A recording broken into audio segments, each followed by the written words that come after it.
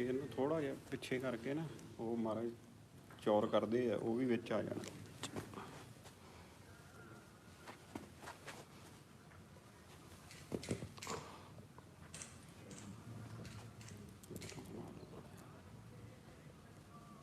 ਉਹਨਾਂ ਲੈਣਾ ਨਾ ਲਾਈਟ ਕੱਟੀ ਜਾਏਗੀ ਨਾ। ਹਾਂਜੀ ਹਾਂਜੀ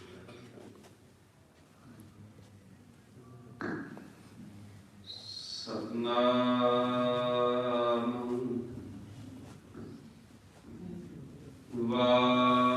ਵਾਹਿਗੁਰੂ ਜੀ।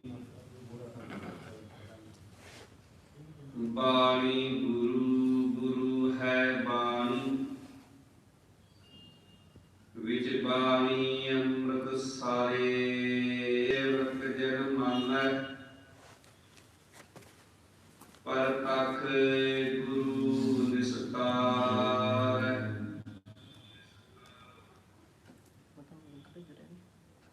ਜੁਗੋ ਜੁਗ ਅਟਲ ਸਮਰਥ ਗੁਰੂ, ਕਿਰਪਾ ਨਿਧਾਨ ਭਗਤ ਵਸ਼ਲ। ਦੀਨ ਦੁਨੀ ਦੇ ਮਾਲਕ, ਸਰਵੇ ਕਾਇਨਾਤ ਦੇ ਸਾਂਝੇ ਰਹਿਬਰ, ਧੰਨ ਧੰਨ ਸਾਹਿਬ ਸ੍ਰੀ ਗੁਰੂ ਗ੍ਰੰਥ ਸਾਹਿਬ ਮਹਾਰਾਜ ਜੀ ਦੀ ਪਾਵਨ ਪਵਿੱਤਰ ਹਜ਼ੂਰੀ ਅੰਦਰ ਜੁੜ ਬੈਠੇ ਗੁਰੂ ਸਵਾਰੀ ਸਾਧ ਸੰਗਤ ਜੀ, ਵਡਭਾਗੇ ਹੋ। ਸਤਿਗੁਰੂ ਦੀ ਪਾਵਨ ਵਡਿਆਈ ਕਰਨ ਦਾ ਸੁਭਾਗ ਸਾਹਿਬ ਨੇ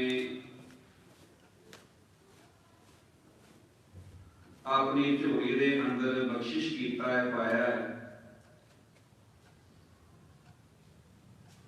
ਗੁਰਦੁਆਰਾ ਸ੍ਰੀ ਗੁਰੂ ਸਿੰਘ ਸਭਾ ਵੱਲੋਂ ਉਲੀਕੇ ਗਏ ਬੇਅੰਤ ਸਮਾਗਮਾਂ ਦੇ ਵਿੱਚੋਂ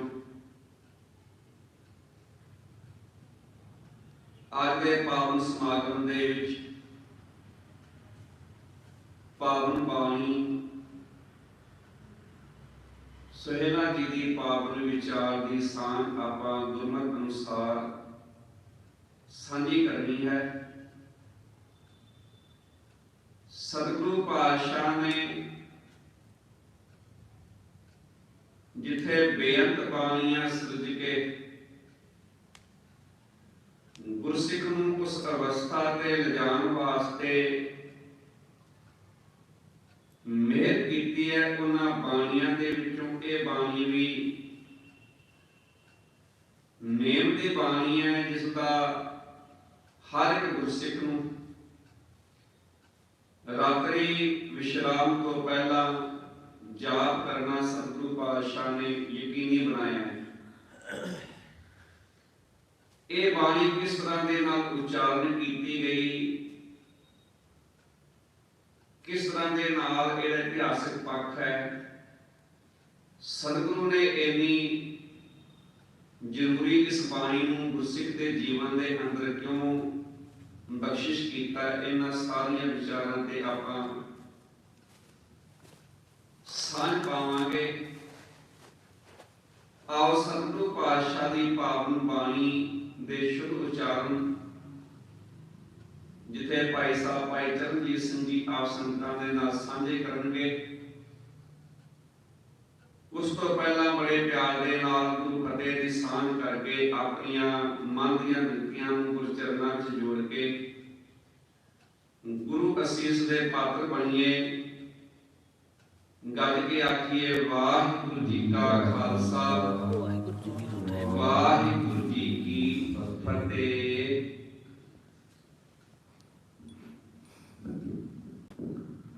ਗੁਰੂ ਪਿਆਰੀ ਸਾਧ ਸੰਗਤ ਜੀ, ਆਓ ਸਭ ਤੋਂ ਪਹਿਲਾਂ ਇਸ ਬਾਣੀ ਦੇ ਸ਼ੁੱਧ ਉਚਾਰਨ ਬਾਰੇ ਜਾਣੀਏ।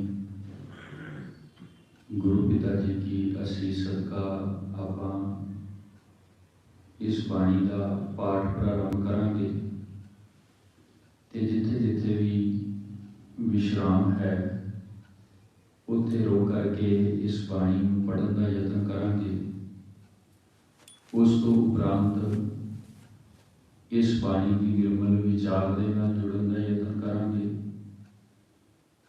ते इस बाणी दे अंदर जो अगामी बख्शिश गुरु पिता गुरु नानक साहब महाराज जी ने साढ़े गुरसिखां दे उपर कीती है, वो बख्शिश नूं मानण दा यतन करांगे। आओ सब तो पहला इस बाणी नूं पढ़िए, इस बाणी दे विश्रामां नूं जाणीए।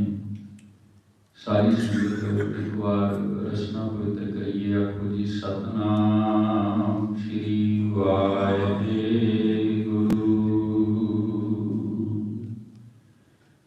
राग गौड़ी दीपकी महला पहला। एक ओम सतगुर प्रसाद। गुरु प्यारी साध संगत जी,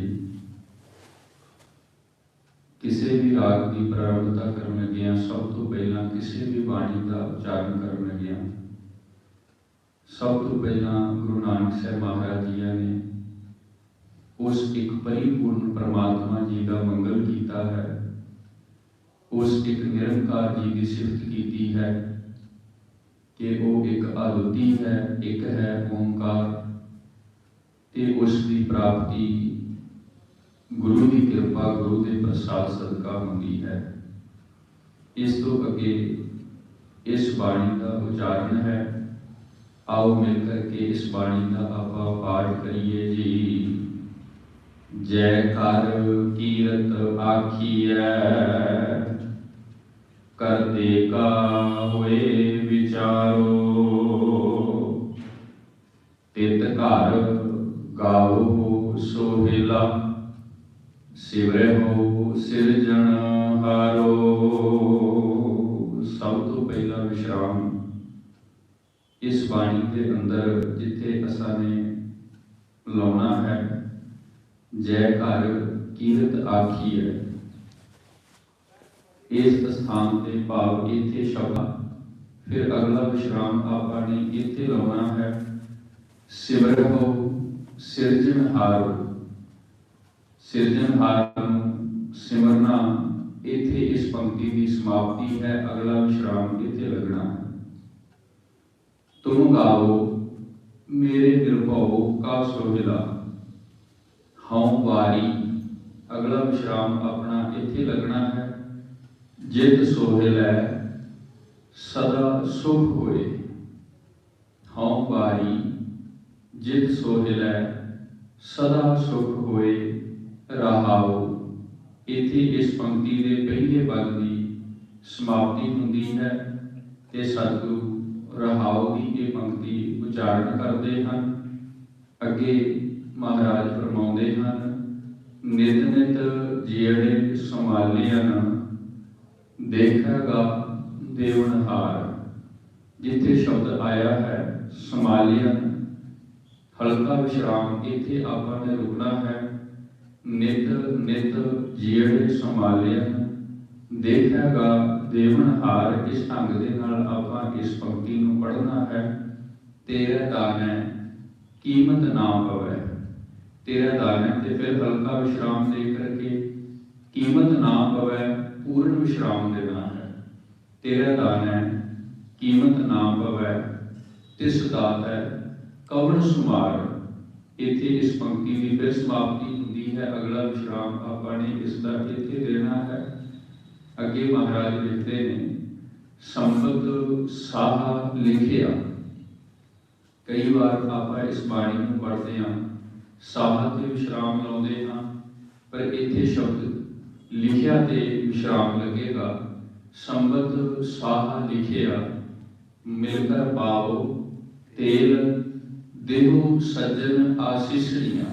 अगला विश्राम जड़ा इस शब्द के विच लगना है इस पंक्ति के वो लगना है देहो सज्जन आशीषियां जो होवे साहिब स्यों मेल। जो होवे ते हल्का विश्राम दे करके साहिब स्यों मेल इथे इस पंक्ति की समाप्ति होगी। अगे गुरुदेव फरमाउंदे हैं घर घर एहो पहुंचा। घर घर ਇਹ ਦੋ ਹਿਰਦੇ ਨਾਲ ਸੰਬੰਧਿਤ ਸ਼ਬਦ ਨੇ, ਮਨੁੱਖ ਦੇ ਜੀਵਨ ਨਾਲ ਸੰਬੰਧਿਤ ਨੇ। ਇੱਥੇ ਵਿਸ਼ਰਾਮ ਲੱਗੇਗਾ। ਘਰ ਘਰ ਇਹੋ ਪਹੁੰਚਾ, ਇਸ ਸ਼ਬਦ ਤੇ ਫਿਰ ਵਿਸ਼ਰਾਮ ਲੱਗੇਗਾ। ਸਤੜੇ ਨਿਤ ਭਵਨ, ਇੱਥੇ ਇਸ ਪੰਕਤੀ ਦੀ ਸਮਾਪਤੀ ਹੁੰਦੀ ਹੈ। ਅੱਗੇ ਗੁਰਦੇਵ ਜੀ ਨੇ ਜੋ ਫਰਮਾਇਆ ਹੈ, ਸੱਦਨ ਹਾਰਾ ਸਿਮਰਿਆ ਨਾਨਕ ਸੇ ਦੇ ਅਵਨ, ਇੱਥੇ ਮਹਾਰਾਜ ਜੀ ਦਾ ਪਹਿਲਾ ਜਿਹੜਾ ਸ਼ਬਦ ਹੈ ਉਹ ਸੰਪੂਰਨ ਹੁੰਦਾ ਹੈ ਜੀ। ਗੁਰੂ ਸਵਾਰੀ ਸਾਧ ਸੰਗਤ, ਇਹ ਪਾਵਨ ਬਾਣੀ ਦੇ ਅੰਦਰ ਪਾਤਸ਼ਾਹ ਨੇ 5 ਸ਼ਬਦਾਂ ਨੂੰ ਸੰਜੋਇਆ ਹੈ। 2 ਸ਼ਬਦ ਧੰਨ ਗੁਰੂ ਨਾਨਕ ਪਾਤਸ਼ਾਹ ਨੇ ਆਪਣੀ ਮੁਬਾਰਕ ਰਸਨਾ ਤੋਂ ਉਚਾਰਨ ਕੀਤੇ। 2 ਸ਼ਬਦ ਧੰਨ ਗੁਰੂ ਰਾਮਦਾਸ ਪਾਤਸ਼ਾਹ ਦੇ ਇਸ ਬਾਣੀ ਅੰਦਰ ਸੁਭਾਇਮਾਨ ਨੇ। 1 ਸ਼ਬਦ ਪੰਚਮ ਪਾਤਸ਼ਾਹ ਦਾ ਇਸ ਬਾਣੀ ਦੇ ਅੰਦਰ ਅੰਕਿਤ ਹੈ। ਜਿਸ ਤਰ੍ਹਾਂ ਦੇ ਨਾਲ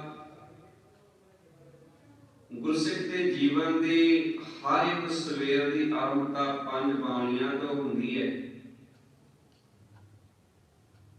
ਤੇ ਰਾਤਰੀ ਦੇ ਵਿਸ਼ਰਾਮ ਤੋਂ ਪਹਿਲਾਂ ਇਹ 5 ਜਿਹੜੇ ਸ਼ਬਦ ਨੇ, ਇਹਨਾਂ ਦੇ ਜਾਪ ਦੇ ਨਾਲ ਗੁਰਸਿੱਖ ਦੇ ਜੀਵਨ ਦਾ ਨਿਤਾ ਪ੍ਰਤੀ ਦਾ ਨੇਮ ਜਿਹੜਾ ਹੈ ਉਹ ਪੂਰਨ ਹੁੰਦਾ ਹੈ। ਇਸ ਪਾਵਨ ਬਾਣੀ ਦੇ ਅੰਦਰ ਸਤਿਗੁਰੂ ਪਾਤਸ਼ਾਹ ਨੇ 2 ਪਹਿਲੂਆਂ ਨੂੰ ਛੁਹਿਆ।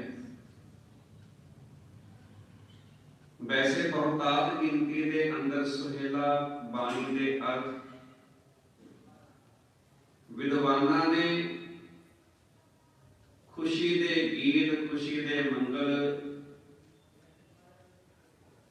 ਮਿਲਾਪ ਦੀ ਜਿਹੜੀ ਘੜੀ ਹੈ ਉਹਦਾ ਜ਼ਿਕਰ ਕੀਤਾ ਹੈ। ਪਰ ਗੁਰਬਾਣੀ ਨੂੰ ਗਹੁਰੇ ਨਾਲ ਵਿਚਾਰ ਕੇ ਗੁਰਬਾਣੀ ਤੋਂ ਅਸੀਂ ਸੇਧ ਲਈਏ ਤੇ ਜਿਸ ਤਰ੍ਹਾਂ ਦੇ ਨਾਲ ਸਤਿਗੁਰੂ ਪਾਤਸ਼ਾਹ ਨੇ ਜੀਵਨ ਦੇ ਅੰਦਰ ਦੁਨਿਆਵੀ ਖੁਸ਼ੀ ਅਤੇ ਦੁਨਿਆਵੀ ਵਿਛੋੜੇ ਨੂੰ ਮੁੱਖ ਰੱਖ ਕੇ ਮਨੁੱਖ ਦੀ ਜਿੰਦ ਅਤੇ ਪਰਮੇਸ਼ਵਰ ਨੂੰ ਪਤੀ ਦੇ ਰੂਪ ਦੇ ਵਿੱਚ ਪ੍ਰਗਟ ਕਰਕੇ ਸਾਡੇ ਸਾਹਮਣੇ ਇਹ ਵੱਡਾ ਸੋਚਾਰ ਹੋਣ ਤੇ ਉਹਦੇ ਨਾਲ ਨਾਲ ਵਿਯੋਗ ਵੀ ਹੋਵੇ, ਕਿਉਂਕਿ ਬਿਨਾਂ ਵਿਯੋਗ ਤੋਂ ਜਿਹੜੀ ਖੁਸ਼ੀ ਹੈ ਨਾ ਉਹ ਆਨੰਦਮਈ ਨਹੀਂ ਹੋ ਸਕਦੀ। ਸਤਿਗੁਰੂ ਪਾਤਸ਼ਾਹ ਕਿਰਪਾ ਕਰਕੇ ਗਿਆਨ ਦੇ ਵਿੱਚ ਆਇਆ। ਸਤਿਗੁਰੂ ਪਾਤਸ਼ਾਹ ਨੇ ਇੱਥੇ ਰਾਗ ਗੌੜੀ ਦੀਪਕੀ, ਉਸ ਦੀ ਰਾਗਣੀ ਦੀ ਜਾਤੀ ਹੈ। ਮਹੱਲਾ ਪਹਿਲਾ ਧੰਨ ਗੁਰੂ ਨਾਨਕ ਪਾਤਸ਼ਾਹ ਦੀ ਰਸਨਾ ਤੋਂ ਉਚਾਰਨ ਹੋਇਆ ਪਾਵਨ ਸ਼ਬਦ ਹੈ। ਉਸ ਕਰਤੇ ਦਾ ਮੰਗਲਾਚਾਰ, ਉਸ ਦੀ ਵਡਿਆਈ ਕਰਕੇ ਸਤਿਗੁਰੂ ਪਾਤਸ਼ਾਹ ਬਖਸ਼ਿਸ਼ ਕਰਦੇ ਨੇ, ਜੈ ਕਰ ਕੀਰਤ ਆਖੀ ਹੈ। ਜਿਸ ਘਰ ਦੇ ਵਿੱਚ ਉਸ ਪਰਮੇਸ਼ਵਰ ਦੀ ਵਡਿਆਈ, ਉਹਦੀ ਸਿਫਤੋ ਸਲਾਹ, ਉਹਦਾ ਜਸ ਕਰਤੇ ਕਾ ਹੋਏ ਵਿਚਾਰੋ, ਉਹਦੀ ਵਿਚਾਰ ਹੋਵੇ, ਉਸ ਦੇ ਵਡਿਆਈ ਦੇ ਨਾਲ ਮਨੁੱਖ ਜੁੜੇ। ਕਿਉਂਕਿ ਖੁਸ਼ੀ ਦੇ ਗੀਤ ਤੇ ਉੱਥੇ ਹੀ ਗਾਏ ਜਾਣਗੇ ਜਿੱਥੇ ਕੋਈ ਸਮਾਗਮ ਹੋਏਗਾ, ਜਿੱਥੇ ਖੁਸ਼ੀ ਦੀ ਕੋਈ ਪੈੜ ਹੋਵੇਗੀ। ਤੇ ਸਾਹਿਬ ਨੇ ਆਖਿਆ ਤਿਤਗਰ ਗਾਵੋ ਸੁਹੇਲਾ। ਉਸ ਘਰ ਦੇ ਅੰਦਰ, ਉਸ ਹਿਰਦੇ ਰੂਪੀ ਵਿਹੜੇ ਦੇ ਵਿੱਚ ਖੁਸ਼ੀ ਦੇ ਗੀਤ ਗਾਏ ਜਾਂਦੇ ਨੇ। ਸਿਮਰਿਓ ਸਿਰਜਣਹਾਰ, ਜਿੱਥੇ ਪਰਮੇਸ਼ਵਰ ਦੀ ਸਿਫਤੋ ਸਲਾਹ ਹੁੰਦੀ ਹੈ, ਉਹਦੀ ਵਡਿਆਈ ਹੁੰਦੀ ਹੈ, ਉਹਦੀ ਉਸਤਤ ਹੁੰਦੀ ਹੈ। ਕਿ ਸਤਿਗੁਰੂ ਪਾਤਸ਼ਾਹ ਦਇਆ ਕਰਦੇ ਨੇ ਉਸਤਤ ਕਿਸ ਤਰ੍ਹਾਂ ਦੇ ਨਾਲ ਹੋਵੇ, ਕਿਸ ਤਰ੍ਹਾਂ ਦੇ ਨਾਲ ਉਹਦੀ ਵਡਿਆਈ ਹੋਵੇ। ਸਾਹਿਬ ਕਹਿੰਦੇ ਤੁਮ ਗਾਵੋ ਮੇਰੇ ਨਿਰਭਉ ਕਾ ਸੁਹੇਲਾ। ਹੇ ਜਿੰਦੇ, ਜੇ ਖੁਸ਼ੀ ਦੇ ਗੀਤ ਗਾਣੇ ਨੇ, ਪਰਮੇਸ਼ਵਰ ਦੀ ਵਡਿਆਈ ਕਰਨੀ ਹੈ, ਉਸ ਦੀ ਸਿਫਤੋ ਸਲਾਹ ਕਰਨੀ ਹੈ, ਤੇ ਐਸੇ ਪ੍ਰਭੂ ਦੇ ਨਾਲ ਜਿਹੜਾ ਨਿਰਭਉ ਹੋਵੇ, ਜਿਹੜਾ ਨਿਰਵੈਰ ਹੋਵੇ, ਤਾਂ ਕਿ ਉਹਦੇ ਨਾਲ ਜੁੜਿਆ ਤੇਰਾ ਜੀਵਨ ਵੀ ਇਹਨਾਂ ਗੁਣਾਂ ਦੇ ਨਾਲ ਗੁਣੀ ਭਰਪੂਰ ਬਣ ਜਾਏ। ਸਾਹਿਬ ਕਹਿੰਦੇ ਜੇ ਉਸ ਦਰਬਾਰ ਦੀ ਵਡਿਆਈ ਵੇਖੀ, ਉਸ ਗੁਰੂ ਦੀ ਸ਼ੋਭਾ ਵੇਖੀ, ਹੋ ਵਾਰੀ ਜਿਤ ਸੁਹੇਲਾ ਸਦਾ ਸੁਖ ਹੋਏ। ਮੈਂ ਸਦਕੇ ਜਾਵਾਂ, ਮੈਂ ਕੁਰਬਾਨ ਜਾਵਾਂ, ਮੈਂ ਵਾਰਨੇ ਜਾਵਾਂ, ਜਿਸ ਵਡਿਆਈ ਦੇ ਨਾਲ, ਜਿਸ ਸਿਫਤੋ ਸਲਾਹ ਦੇ ਨਾਲ ਮਨੁੱਖ ਦੇ ਹਿਰਦੇ ਰੂਪੀ ਘਰ ਦੇ ਅੰਦਰ ਸਦਾ ਖੁਸ਼ੀਆਂ ਭਰਪੂਰ ਹੋ ਜਾਣ। ਸਤਿਗੁਰੂ ਨੇ ਇੱਥੇ ਟਿਕਾਊ ਦੀ ਦਾਤ ਬਖਸ਼ ਕੇ ਰਹਾਉ ਦਾ ਇੱਕ ਮਹਾਨ ਦਾਤ ਬਖਸ਼ ਕੇ ਅੱਗੇ ਕਿਰਪਾ ਕਰਦੇ ਨੇ। ਫਿਰ ਉਹ ਵਾਹਿਗੁਰੂ ਕੈਸਾ ਹੈ ਜਿਸ ਦੇ ਨਾਲ ਦੁਨੀਆ ਇੰਨੀ ਖੁਸ਼ੀ ਮਿਲ ਜਾਏ, ਉਹ ਕੈਸਾ ਹੈ। ਕਿਉਂਕਿ ਇੱਥੇ ਸੰਸਾਰਿਕ ਤੇ ਅਧਿਆਤਮਿਕ ਪੱਖ ਦੋਨਾਂ ਨੂੰ ਰੱਖਿਆ ਗਿਆ ਹੈ। ਜਦ ਕੋਈ ਆਪਣੀ ਬੱਚੀ ਜੋ ਸਮੇਂ ਮੁਤਾਬਕ ਵਾਯੋਗ ਹੋ ਜਾਏ ਤੇ ਉਹਦੇ ਵਰ ਨੂੰ ਲੱਭਣ ਵਾਸਤੇ ਜਾਂਦੇ ਨੇ, ਫਿਰ ਵਿਚਾਰ ਹੁੰਦੀ ਹੈ ਵੀ ਵਰ ਕੈਸਾ ਹੈ, ਉਹਦਾ ਰੂਪ ਰੰਗ ਕਿਹੋ ਜਿਹਾ, ਉਹਦੇ ਕੋਲੇ ਗੁਣ ਕਿਹੋ ਜਿਹੇ ਨੇ, ਉਹਦਾ ਆਚਾਰ ਵਿਹਾਰ ਬੋਲ ਚਾਲ ਕਿਹੋ ਜਿਹੀ ਹੈ।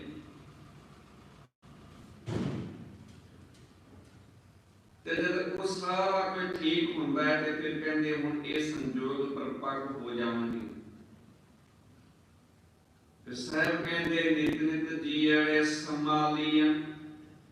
ਉਹ ਐਸਾ ਹੈ ਜਿਹੜਾ ਰੋਜ਼ ਹਰ ਸਮੇਂ ਦਮ ਦਮ ਸਦਾ ਸੰਭਾਲਦਾ, ਦਮ ਨਾ ਬਿਰਥਾ ਜਾਏ। ਉਹ ਹਰ ਸਮੇਂ ਹਰ ਇੱਕ ਜੀਵ ਦੀ ਰੱਖਿਆ ਕਰਦਾ, ਉਹਦੀ ਪਾਲਣ ਪੋਸ਼ਣਾ ਕਰਦਾ ਹੈ। ਦੇਖੇਗਾ ਦੇਵਨਹਾਰ, ਤੇ ਜੇ ਤੂੰ ਉਹਦੇ ਗੀਤ ਗਾਏਗਾ, ਉਹਦੀ ਵਡਿਆਈ ਨਾਲ ਜੁੜੇਗਾ, ਉਹਦੀ ਉਸਤਤ ਕਰੇਗਾ, ਉਹਦੀ ਸੇਵਾ ਕਰੇਗਾ, ਉਹਦੀ ਸੰਗਤ ਕਰੇਗਾ, ਉਹਦੇ ਗੁਣ ਗਾਏਗਾ, ਤੇ ਇੱਕ ਦਿਨ ਤੇਰੇ ਜੀਵਨ ਅੰਦਰ ਐਸਾ ਆ ਜਾਏਗਾ, ਉਹ ਵਾਹਿਗੁਰੂ ਤੇਰੇ ਤੇ ਮੇਰੇ ਨਜ਼ਰ ਦੇ ਨਾਲ ਵੇਖ ਲਵੇਗਾ। ਜਿੱਦੇ ਤੇਰੇ ਵੱਲ ਉਹਨੇ ਮੇਰੇ ਨਜ਼ਰ ਦੇ ਨਾਲ ਤੱਕਿਆ ਨਾ, ਤੇਰੇ ਰੋਮ ਰੋਮ ਦੇ ਅੰਦਰ ਚਰਨਾਹਟ ਪਵੇਗੀ। ਜਨਮਾਂ ਜਨਮਾਂਤਰਾਂ ਦੇ ਕਪਾਟ ਖੁੱਲ ਜਾਣਗੇ। तेरी तरजे जिंदगी तब्दील हो जाएगी।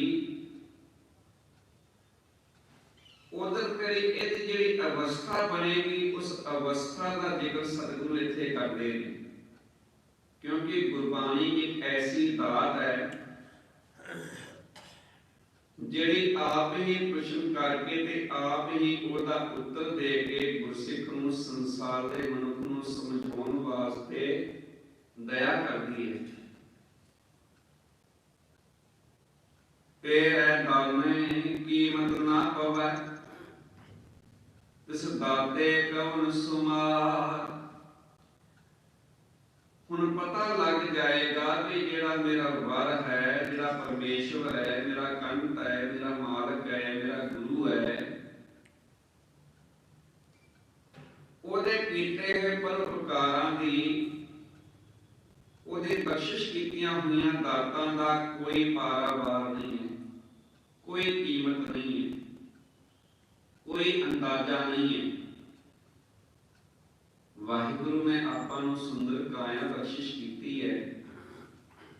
ਇਸ ਕਾਇਆ ਦੇ ਅੰਦਰ ਬੇਅੰਤ ਗੁਣ ਵਾਹਿਗੁਰੂ ਨੇ ਸਾਨੂੰ ਬਖਸ਼ਿਸ਼ ਕੀਤੇ ਨੇ। ਸੁੰਦਰ ਰੂਪ ਬਖਸ਼ੇ ਹੈ, ਸੁੰਦਰ ਨੈਣ ਨਕਸ਼ ਬਖਸ਼ਿਸ਼ ਕੀਤੇ ਨੇ, ਸੁੰਦਰ ਆਵਾਜ਼ ਬੋਲੀ ਬਖਸ਼ਿਸ਼ ਕੀਤੀ ਹੈ, ਹੱਥ ਪੈਰ ਬਖਸ਼ਿਸ਼ ਕੀਤੇ ਨੇ, ਦਿਮਾਗ ਬਖਸ਼ਿਸ਼ ਕੀਤਾ ਹੈ। ਉਹਦੀਆਂ ਬਖਸ਼ਿਸ਼ਾਂ ਦਾ ਕਿੰਨਾ ਕੁ ਤੁਸੀਂ ਅੰਦਾਜ਼ਾ ਲਾ ਸਕਦੇ ਹੋ? ਮਨੁੱਖ ਸੰਸਾਰ ਤੋਂ ਸਰੀਰ ਦਾ ਕੋਈ ਇੱਕ ਪਾਰਟ ਵੀ ਲੈ ਚਲਾ ਜਾਏ ਨਾ, ਤੇ ਪਹਿਲੀ ਗੱਲ ਤੇ ਮਿਲਦਾ ਨਹੀਂ, ਦੂਜੀ ਗੱਲ ਉਹਦੀ ਕੀਮਤ ਇੰਨੀ ਹੁੰਦੀ ਹੈ ਕਿ ਮਨੁੱਖ ਉਹਦੀ ਕੀਮਤ ਆਮ ਮਨੁੱਖ ਅਦਾ ਨਹੀਂ ਕਰ ਸਕਦਾ। ਤੀਸਰੀ ਗੱਲ, ਇਹ ਜ਼ਰੂਰੀ ਨਹੀਂ ਹੈ ਵੀ ਇਹਦੀ ਕੀਮਤ ਦੇਣ ਤੋਂ ਬਾਅਦ ਵੀ ਫਿਰ ਉਹ ਕੰਮ ਕਰੇ ਕਿ ਨਾ ਕਰੇ। ਇਸ ਵਾਸਤੇ ਸਾਹਿਬ ਸਾਨੂੰ ਸਮਝਾਉਣਾ ਕਰਦੇ ਨੇ ਪਿਆਰਿਆ, ਥੋੜੀ ਸੇਵਾ ਕਰਕੇ, ਥੋੜਾ ਸਿਮਰਨ ਕਰਕੇ, ਥੋੜੀ ਮਿਹਨਤ ਕਰਕੇ ਮਤਾ ਮਨ ਅੰਦਰ ਮਾਨ ਕਰ ਬੈਠੀ, ਉਹਦੀ ਦਾਤ ਦੀ ਕੋਈ ਕੀਮਤ ਨਹੀਂ ਹੈ। ਸੰਵਤ ਸਾਹਾ ਲਿਖਿਆ ਮਿਲਕਰ ਪਾਪ ਹੋਤੇ। ਜਿਸ ਤਰ੍ਹਾਂ ਦੇ ਨਾਲ ਸੰਸਾਰ ਦੇ ਅੰਦਰ ਇੱਕ ਨਿਯਮ ਹੈ, ਇੱਕ ਰਵਾਇਤ ਸੀ, ਜਦੋਂ ਉਮਰ ਮੁਤਾਬਕ ਬੱਚੀ ਯੋਗ ਹੋ ਜਾਏ, ਬੱਚਾ ਯੋਗ ਹੋ ਜਾਏ ਤੇ ਬੱਚੀ ਦੇ ਮਾਤਾ ਪਿਤਾ ਫਿਰ ਯੋਗ ਵੱਲ ਲੱਭਦੇ ਨੇ। ਸਾਰਾ ਕੁਝ ਪਰਿਵਾਰਾਂ ਦੀ ਸਹਿਮਤੀ ਹੋ ਜਾਏ, ਯੋਗ ਬਣ ਜਾਏ ਤੇ ਫਿਰ ਸਾਹਾ ਲਿਖਿਆ ਜਾਂਦਾ ਹੈ। ਜਦੋਂ ਉਹ ਦਿਨ ਮੁਕੱਰਰ ਹੋ ਜਾਂਦਾ ਹੈ ਤੇ ਦਿਨ ਹੌਲੀ ਹੌਲੀ ਫਿਰ ਲੱਗਦਿਆਂ ਲਾਗੇ ਆ ਜਾਂਦਾ ਹੈ ਤੇ ਫਿਰ ਮਾਈਏ ਪਾਏ ਜਾਂਦੇ ਸਨ। ਭਾਵ ਜਿਹੜੀਆਂ ਸੁਹਾਗਣਾ ਹੁੰਦੀਆਂ ਸਨ, ਜਿਹੜੀਆਂ ਸਖੀਆਂ ਸਹੇਲੀਆਂ ਹੁੰਦੀਆਂ ਸਨ, ਉਹ ਸਾਰੀਆਂ ਇਕੱਤਰ ਹੋ ਕੇ ਉਸ ਬੱਚੀ ਦੇ ਪਹਿਲਾਂ ਘਰ ਦੇ ਦਰਵਾਜ਼ੇ ਤੇ ਤੇਲ ਚੋਂਦੀਆਂ ਸਨ। ਫਿਰ ਉਹਦੇ ਸਿਰ ਦੇ ਅੰਦਰ, ਸਿਰ ਉੱਪਰ ਤੇਲ ਪਾਇਆ ਜਾਂਦਾ ਸੀ, ਅਸੀਸਾਂ ਪੜੀਆਂ ਜਾਂਦੀਆਂ ਸਨ ਤੇ ਆਖਿਆ ਜਾਂਦਾ ਸੀ ਵੀ ਤੂੰ ਸਦਾ ਸੁਖੀ ਵਸੇ, ਤੇਰਾ ਆਪਣੇ ਪਤੀ ਪ੍ਰੀਤਮ ਨਾਲ ਸਦੀਵੀ ਸਨੇਹ ਬਣ ਆਵੇ। ਇਹੋ ਜਿਹੀਆਂ ਸੁਖ ਅਸੀਸਾਂ ਦਿੱਤੀਆਂ ਜਾਂਦੀਆਂ ਸਨ। ਸਾਹਿਬ ਕਹਿੰਦੇ ਇਹ ਜਿੰਦ ਵੀ ਇੱਕ ਉਸੇ ਤਰ੍ਹਾਂ ਦੇ ਨਾਲ ਆਪਣੇ ਪਰਮੇਸ਼ਵਰ ਪ੍ਰਤੀ ਕੰਧ ਦੇ ਮਿਲਾਪ ਵਾਸਤੇ ਤੜਪਦੀ ਹੈ। ਗੁਰੂ ਨੇ ਕਿਤੇ ਕਿਰਪਾ ਕਰ ਦਿੱਤੀ ਤੇ ਮਿਲਾਪ ਦਾ ਸਮਾਂ ਬਣ ਆਇਆ। ਹੁਣ ਗਿਆਨ ਇੰਦਰੀਆਂ, ਕਰਮ ਇੰਦਰੀਆਂ ਸਾਰੀਆਂ ਮਿਲ ਕੇ ਅਸੀਸਾਂ ਦੇ ਰਹੀਆਂ ਨੇ, ਭਾਵ ਪਰਮੇਸ਼ਵਰ ਦੇ ਗੁਣ ਗਾ ਰਹੀਆਂ ਨੇ, ਉਹਦੀ ਕੀਰਤੀ ਕਰ ਰਹੀਆਂ ਨੇ। ਦਿਵ ਸੱਜਣ ਆਸੀਸੜੀਆਂ ਜੋ ਹੋਵੇ ਸਾਹਿਬ ਸਿਉ ਮੇ।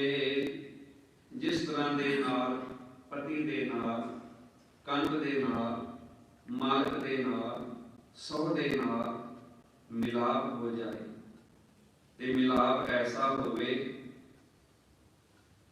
ਕਿ ਜਿਹਦੇ ਵਿੱਚ ਕੋਈ ਦੁਬਦਾ ਨਾ ਹੋਵੇ, ਕੋਈ ਭਿੰਨਤਾ ਨਾ ਹੋਵੇ, ਇੱਕ ਰੂਪ ਹੋ ਜਾਏ, ਐਸੀ ਅਸੀਸ ਬਖਸ਼ਿਸ਼ ਕਰੋ। ਫਿਰ ਸਾਹਿਬ ਕਹਿੰਦੇ ਘਰ ਘਰ ਇਹੋ ਪਹੁੰਚਾ ਸਦਲੇ ਨਿਤ ਕੋਆ। ਫਿਰ ਅਗਲਾ ਕੀ ਹੁੰਦਾ ਸੀ ਕਿ ਜਿਹੜੇ ਲਾਗੀ ਹੁੰਦੇ ਸਨ ਉਹ ਫਿਰ ਜਾਂਦੇ ਸਨ ਘਰ ਘਰ ਜਾ ਕੇ ਰਿਸ਼ਤੇਦਾਰੀ ਵਿੱਚ, ਭਾਈਚਾਰੇ ਵਿੱਚ ਸੁਨੇਹਾ ਦਿੰਦੇ ਸਨ। ਕੁਛ ਮਿਸ਼ਟਾਨ ਨਾਲ ਲਿਆ ਜਾਂਦਾ ਸੀ ਸਮੇਂ ਦੇ ਮੁਤਾਬਕ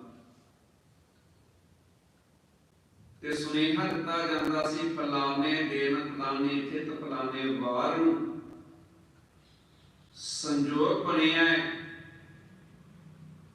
ਤੇ ਤੁਸੀਂ ਸਭਨਾਂ ਨੇ ਉੱਥੇ ਪਹੁੰਚ ਕੇ ਅਸੀਸ ਦੇਣੀ ਹੈ।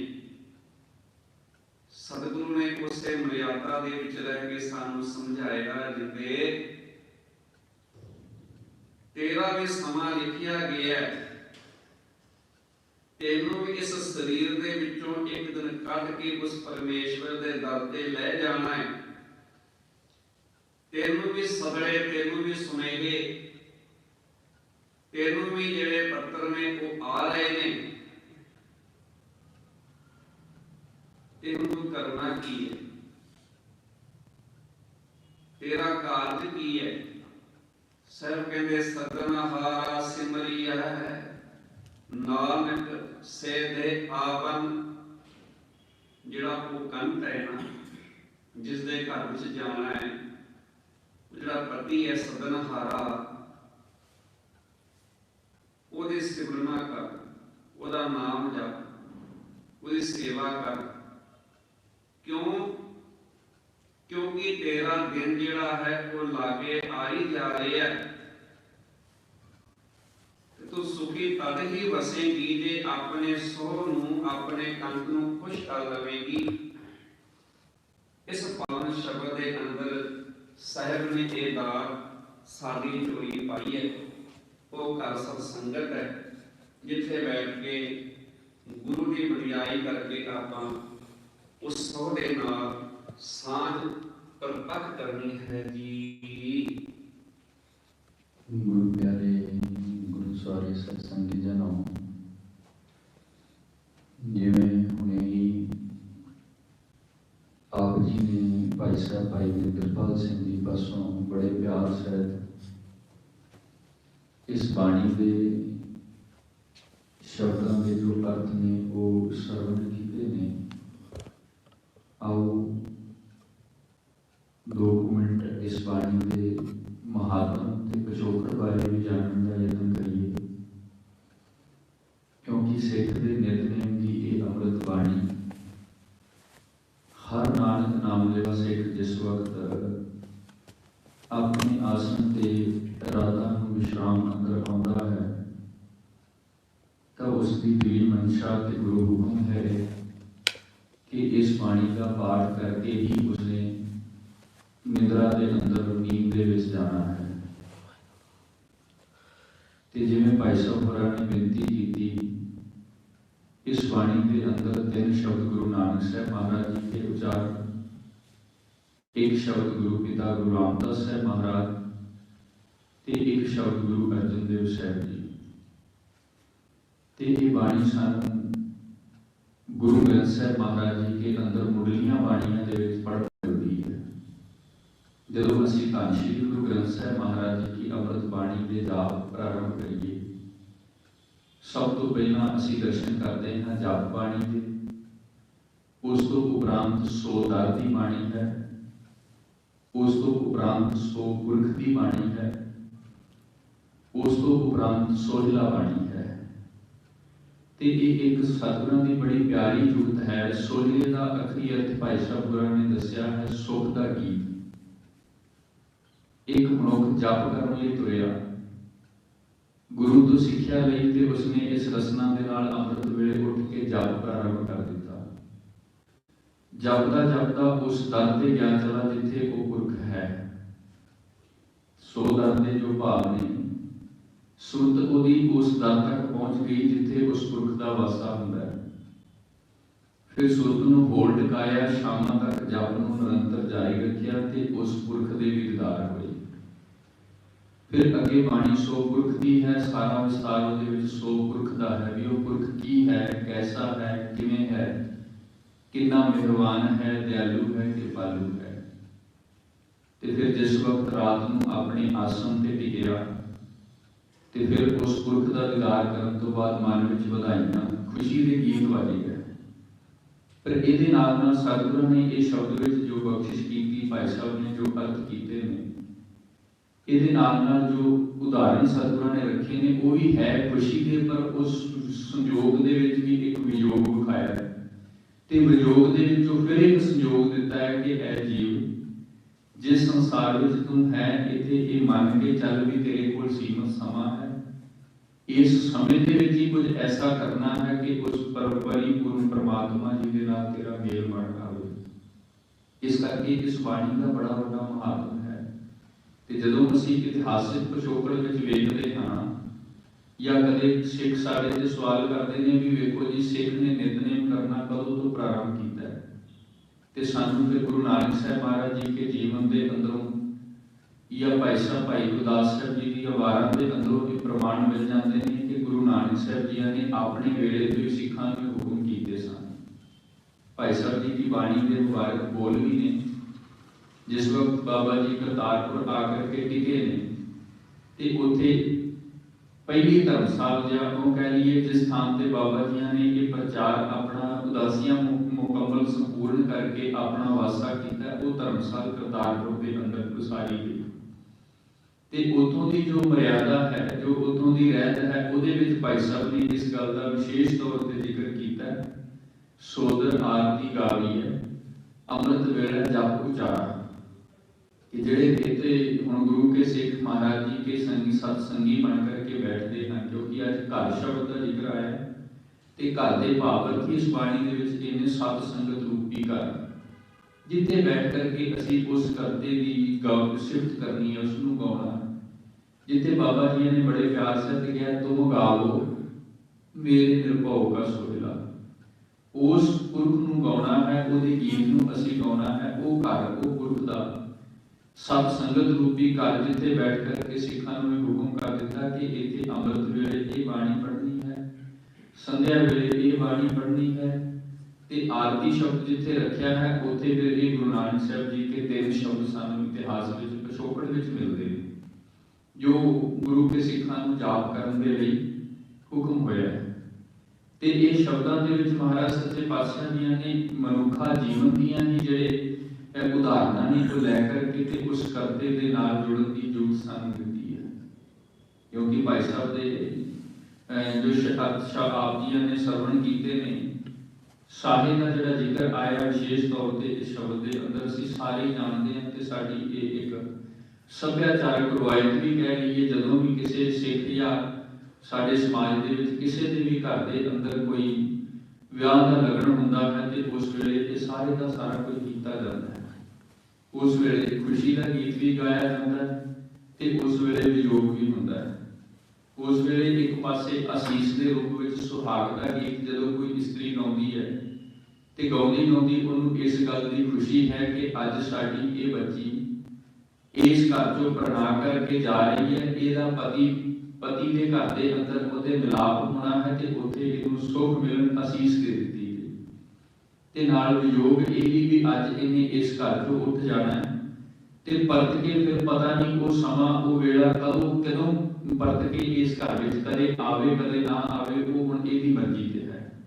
ਪਰ ਬਾਬਾ ਜੀ ਨੇ ਆਪਣੀ ਜਿੰਦ ਨੂੰ ਆਪਣੀ ਜੀਵਾਤਮਾ ਨੂੰ ਸੰਬੋਧਿਤ ਹੁੰਦਿਆਂ ਹੋਇਆ ਇਹਨਾਂ ਸ਼ਬਦਾਂ ਦੇ ਵਿੱਚ ਇਹ ਬਖਸ਼ਿਸ਼ ਕੀਤੀ ਕਿ ਇਹ ਜੀਵਾਤਮਾ ਸੱਚਮੁੱਚ ਤੂੰ ਹੀ ਇਸ ਪੇਕੇ ਘਰ ਦੇ ਅੰਦਰ ਆਈ ਹੈ ਵਸਣ ਦੇ ਲਈ, ਤੇ ਇਥੋਂ ਪਰਤ ਕੇ ਜਾਣਾ। ਅਸੀਂ ਗੁਰਬਾਣੀ ਵਿੱਚ ਵੀ ਇਹ ਪੜ੍ਹਦੇ ਹਾਂ ਵਾਰ-ਵਾਰ ਇਹ ਸ਼ਬਦ ਆਉਂਦੇ ਨੇ, ਪੇਵਕੜ ਹੈ, ਦਿਲ ਚਾਰ ਹੈ, ਸਭ ਰੁੜਿਆ ਜਾਣਾ। ਇਹ ਸੰਸਾਰ ਵਿੱਚ ਵਸਣ ਲਈ ਆਏ ਹਾਂ ਤੇ ਵਾਪਸ ਚਲੇ ਜਾਣਾ, ਤੇ ਜਿਸ ਵਕਤ ਵਾਪਸ ਜਾਣਾ ਹੈ ਪਹਿਲਾ ਕਰਮ ਕਿ ਇਸ ਜੀਵ ਆਤਮਾ ਦੀ ਪਤੀ ਪ੍ਰਭੂ ਪਰਮਾਤਮਾ ਜੀ ਦੇ ਨਾਲ ਬਣ ਆਵੇ। ਇਸ ਤੋਂ ਪਹਿਲਾਂ ਇੱਥੇ ਜ਼ਰੂਰ ਕਿਸੇ ਨਾ ਕਿਸੇ ਤੋਂ ਅਸੀਸ ਲੈ ਲਈ ਜਾਵੇ, ਕਿਸੇ ਨਾ ਕਿਸੇ ਤੋਂ ਬਖਸ਼ਿਸ਼ ਲੈ ਲਈ ਜਾਵੇ, ਗੁਰੂ ਤੋਂ ਕਿਰਪਾ ਲੈ ਲਈ ਜਾਵੇ, ਤਾਂ ਜੋ ਇਹ ਜਿਹੜੀ ਸਾਡੀ ਜਿੰਦ ਹੈ ਇਸ ਦੀ ਪਤੀ ਪਰਮਾਤਮਾ ਜੀ ਦੇ ਨਾਲ ਬਣ ਆਵੇ, ਇਹਦਾ ਮੇਲ ਹੋ ਜਾਵੇ। ਤੇ ਫਿਰ ਉਹ ਅਸੀਸ ਕਿਵੇਂ ਲਈਏ? ਦਾਤਾ ਜੀ ਨੇ ਇਸ ਸ਼ਬਦ ਵਿੱਚ ਸਾਨੂੰ ਯੁਕਤ ਬਖਸ਼ੀ ਕਿ ਐ ਗੁਰਸਿੱਖਾ ਤੂੰ ਆਪਣੇ ਗੁਰੂ ਦੀ ਵਡਿਆਈ ਕਰਿਆ ਕਰ, ਜਿਹੜਾ ਬੜਾ ਵੱਡਾ ਹੈ, ਜਿਹੜਾ ਬੜਾ ਬਖਸ਼ੰਦ ਹੈ, ਜਿਸ ਦੀ ਕਿਰਪਾ ਬੜੀ ਹੈ ਤੇਰੇ ਉੱਪਰ, ਜਿਸ ਦੇ ਦਾਨ ਬੜੇ ਨੇ ਤੇਰੇ ਉੱਪਰ, ਜਿਸ ਦੀ ਮਿਹਰਬਾਨੀ ਬੜੀ ਹੈ। ਵੇਖੋ ਇਹ ਸ਼ਬਦ ਹੁਣੇ ਆਪਾਂ ਸਰਵਣ ਵੀ ਕਰ ਰਹੇ ਸਾਂ। ਬਾਬਾ ਜੀ ਨੇ ਇਤੋਂ ਤੱਕ ਗੱਲ ਕਹੀ ਹੈ, ਤੇਰੇ ਦਾਨ ਕੀਮਤ ਨਾ ਪਵੇ ਤੇ ਸੁਦਾਤ ਹੈ ਕੌਣ ਸੁਮਾਰ। ਸੁਮਾਰ ਦਾ ਮਤਲਬ ਹੁੰਦਾ ਹੈ ਉਹਦੇ ਬਰਾਬਰ ਕੋਈ ਤੁਲ। ਇੱਕ ਹੈ ਦਾਨ ਦੇਣਾ ਤੇ ਇੱਕ ਉਹਦੇ ਬਰਾਬਰ ਉਸ ਦਾਨ ਦੇ ਬਰਾਬਰ ਉਹਦੀ ਕੋਈ ਕੀਮਤ ਰੱਖ ਦੇ। ਵੇਖੋ ਉਸ ਪਰਿਪੂਰਨ ਪਰਮਾਤਮਾ ਜੀ ਨੇ ਜਿਹੜੇ ਦਾਨ ਸਾਨੂੰ ਜੀਵਨ ਵਿੱਚ ਬਖਸ਼ੇ ਨੇ ਨਾ, ਅਸੀਂ ਉਹਦੇ ਇੱਕ ਵੀ ਦਾਨ ਦੀ ਕੀਮਤ ਅਦਾ ਨਹੀਂ ਕਰ ਸਕਦੇ। ਅਸੀਂ ਜੇਕਰ ਸੋਚਾਂਗੇ ਨਾ ਜਾਂ ਕੋਸ਼ਿਸ਼ ਕਰਾਂਗੇ ਵੀ ਉਹਦੇ ਇੱਕ ਵੀ ਦਾਨ ਦੀ ਕੀਮਤ ਤੇ ਸਾਡੇ ਕੋਲੋਂ ਅਦਾ ਨਹੀਂ ਕੀਤੀ ਜਾ ਸਕਦੀ। ਇੱਕ ਅਦੀਬ ਨੇ ਬੜਾ ਸੁੰਦਰ ਲਿਖਿਆ ਹੈ ਇਸ ਪਦ ਵਿੱਚ। ਉਹ ਕਹਿ ਲੱਗਾ, ਵੇਖੋ ਪਰਮਾਤਮਾ ਦੇ ਦਾਨਾਂ ਨੂੰ ਵਿਚਾਰਨਾ ਹੈ ਨਾ ਤੇ ਬਾਹਰ ਮੁਖੀ ਦ੍ਰਿਸ਼ਟੀ ਨਾ ਕਰਿਓ, ਬਾਹਰ ਨੂੰ ਨਾ ਵੇਖਿਓ ਵੀ ਕਿਹੜੇ ਦਾਨ ਦੀ ਗੱਲ ਕਰੀਏ, ਕੀ ਕੁਝ ਦਿੱਤਾ। ਉਹ ਕਹਿ ਲੱਗਾ, ਸਭ ਤੋਂ ਪਹਿਲਾਂ ਆਪਣੇ ਪੰਜ ਭੂਤਕ ਸਰੀਰ ਨੂੰ ਵੇਖਿਓ ਤੇ ਇਹਦੇ ਇੱਕ ਅੰਗ ਦੀ ਇੱਕ ਪਾਰਟ ਦੀ ਵਿਚਾਰ ਕਰਕੇ ਵੇਖਿਓ ਕਿ ਜੋ ਕੁਝ ਦਿੱਤਾ ਕਿੰਨਾ ਅਮੋਲਕ ਹੈ। ਜਿਵੇਂ ਭਾਈ ਸਾਹਿਬ ਨੇ ਬੇਨਤੀ ਕਰ ਰਹੇ ਸਨ, ਇਹਦੀ ਕੀਮਤ ਹੀ ਬੜੀ ਹੈ ਤੇ ਇਹਦੀ ਇੱਕ ਪਾਰਟ ਦੇ ਵਿੱਚ ਕਿੰਨੀ ਕੁ ਬਖਸ਼ਿਸ਼ ਪਾ ਕਰਕੇ ਦਿੱਤੀ ਹੈ। ਜਿਸ ਨੂੰ ਨਹੀਂ ਮਿਲਿਆ ਉਸ ਨੂੰ ਪਤਾ ਹੈ, ਜਾਂ ਜਿਹਦਾ ਗਵਾਚ ਗਿਆ ਉਹ ਦੱਸ ਸਕਦਾ ਹੈ, ਕਿਉਂਕਿ ਅਸੀਂ ਕੀਮਤ ਹੀ ਨਹੀਂ ਪਾ ਰਹੇ।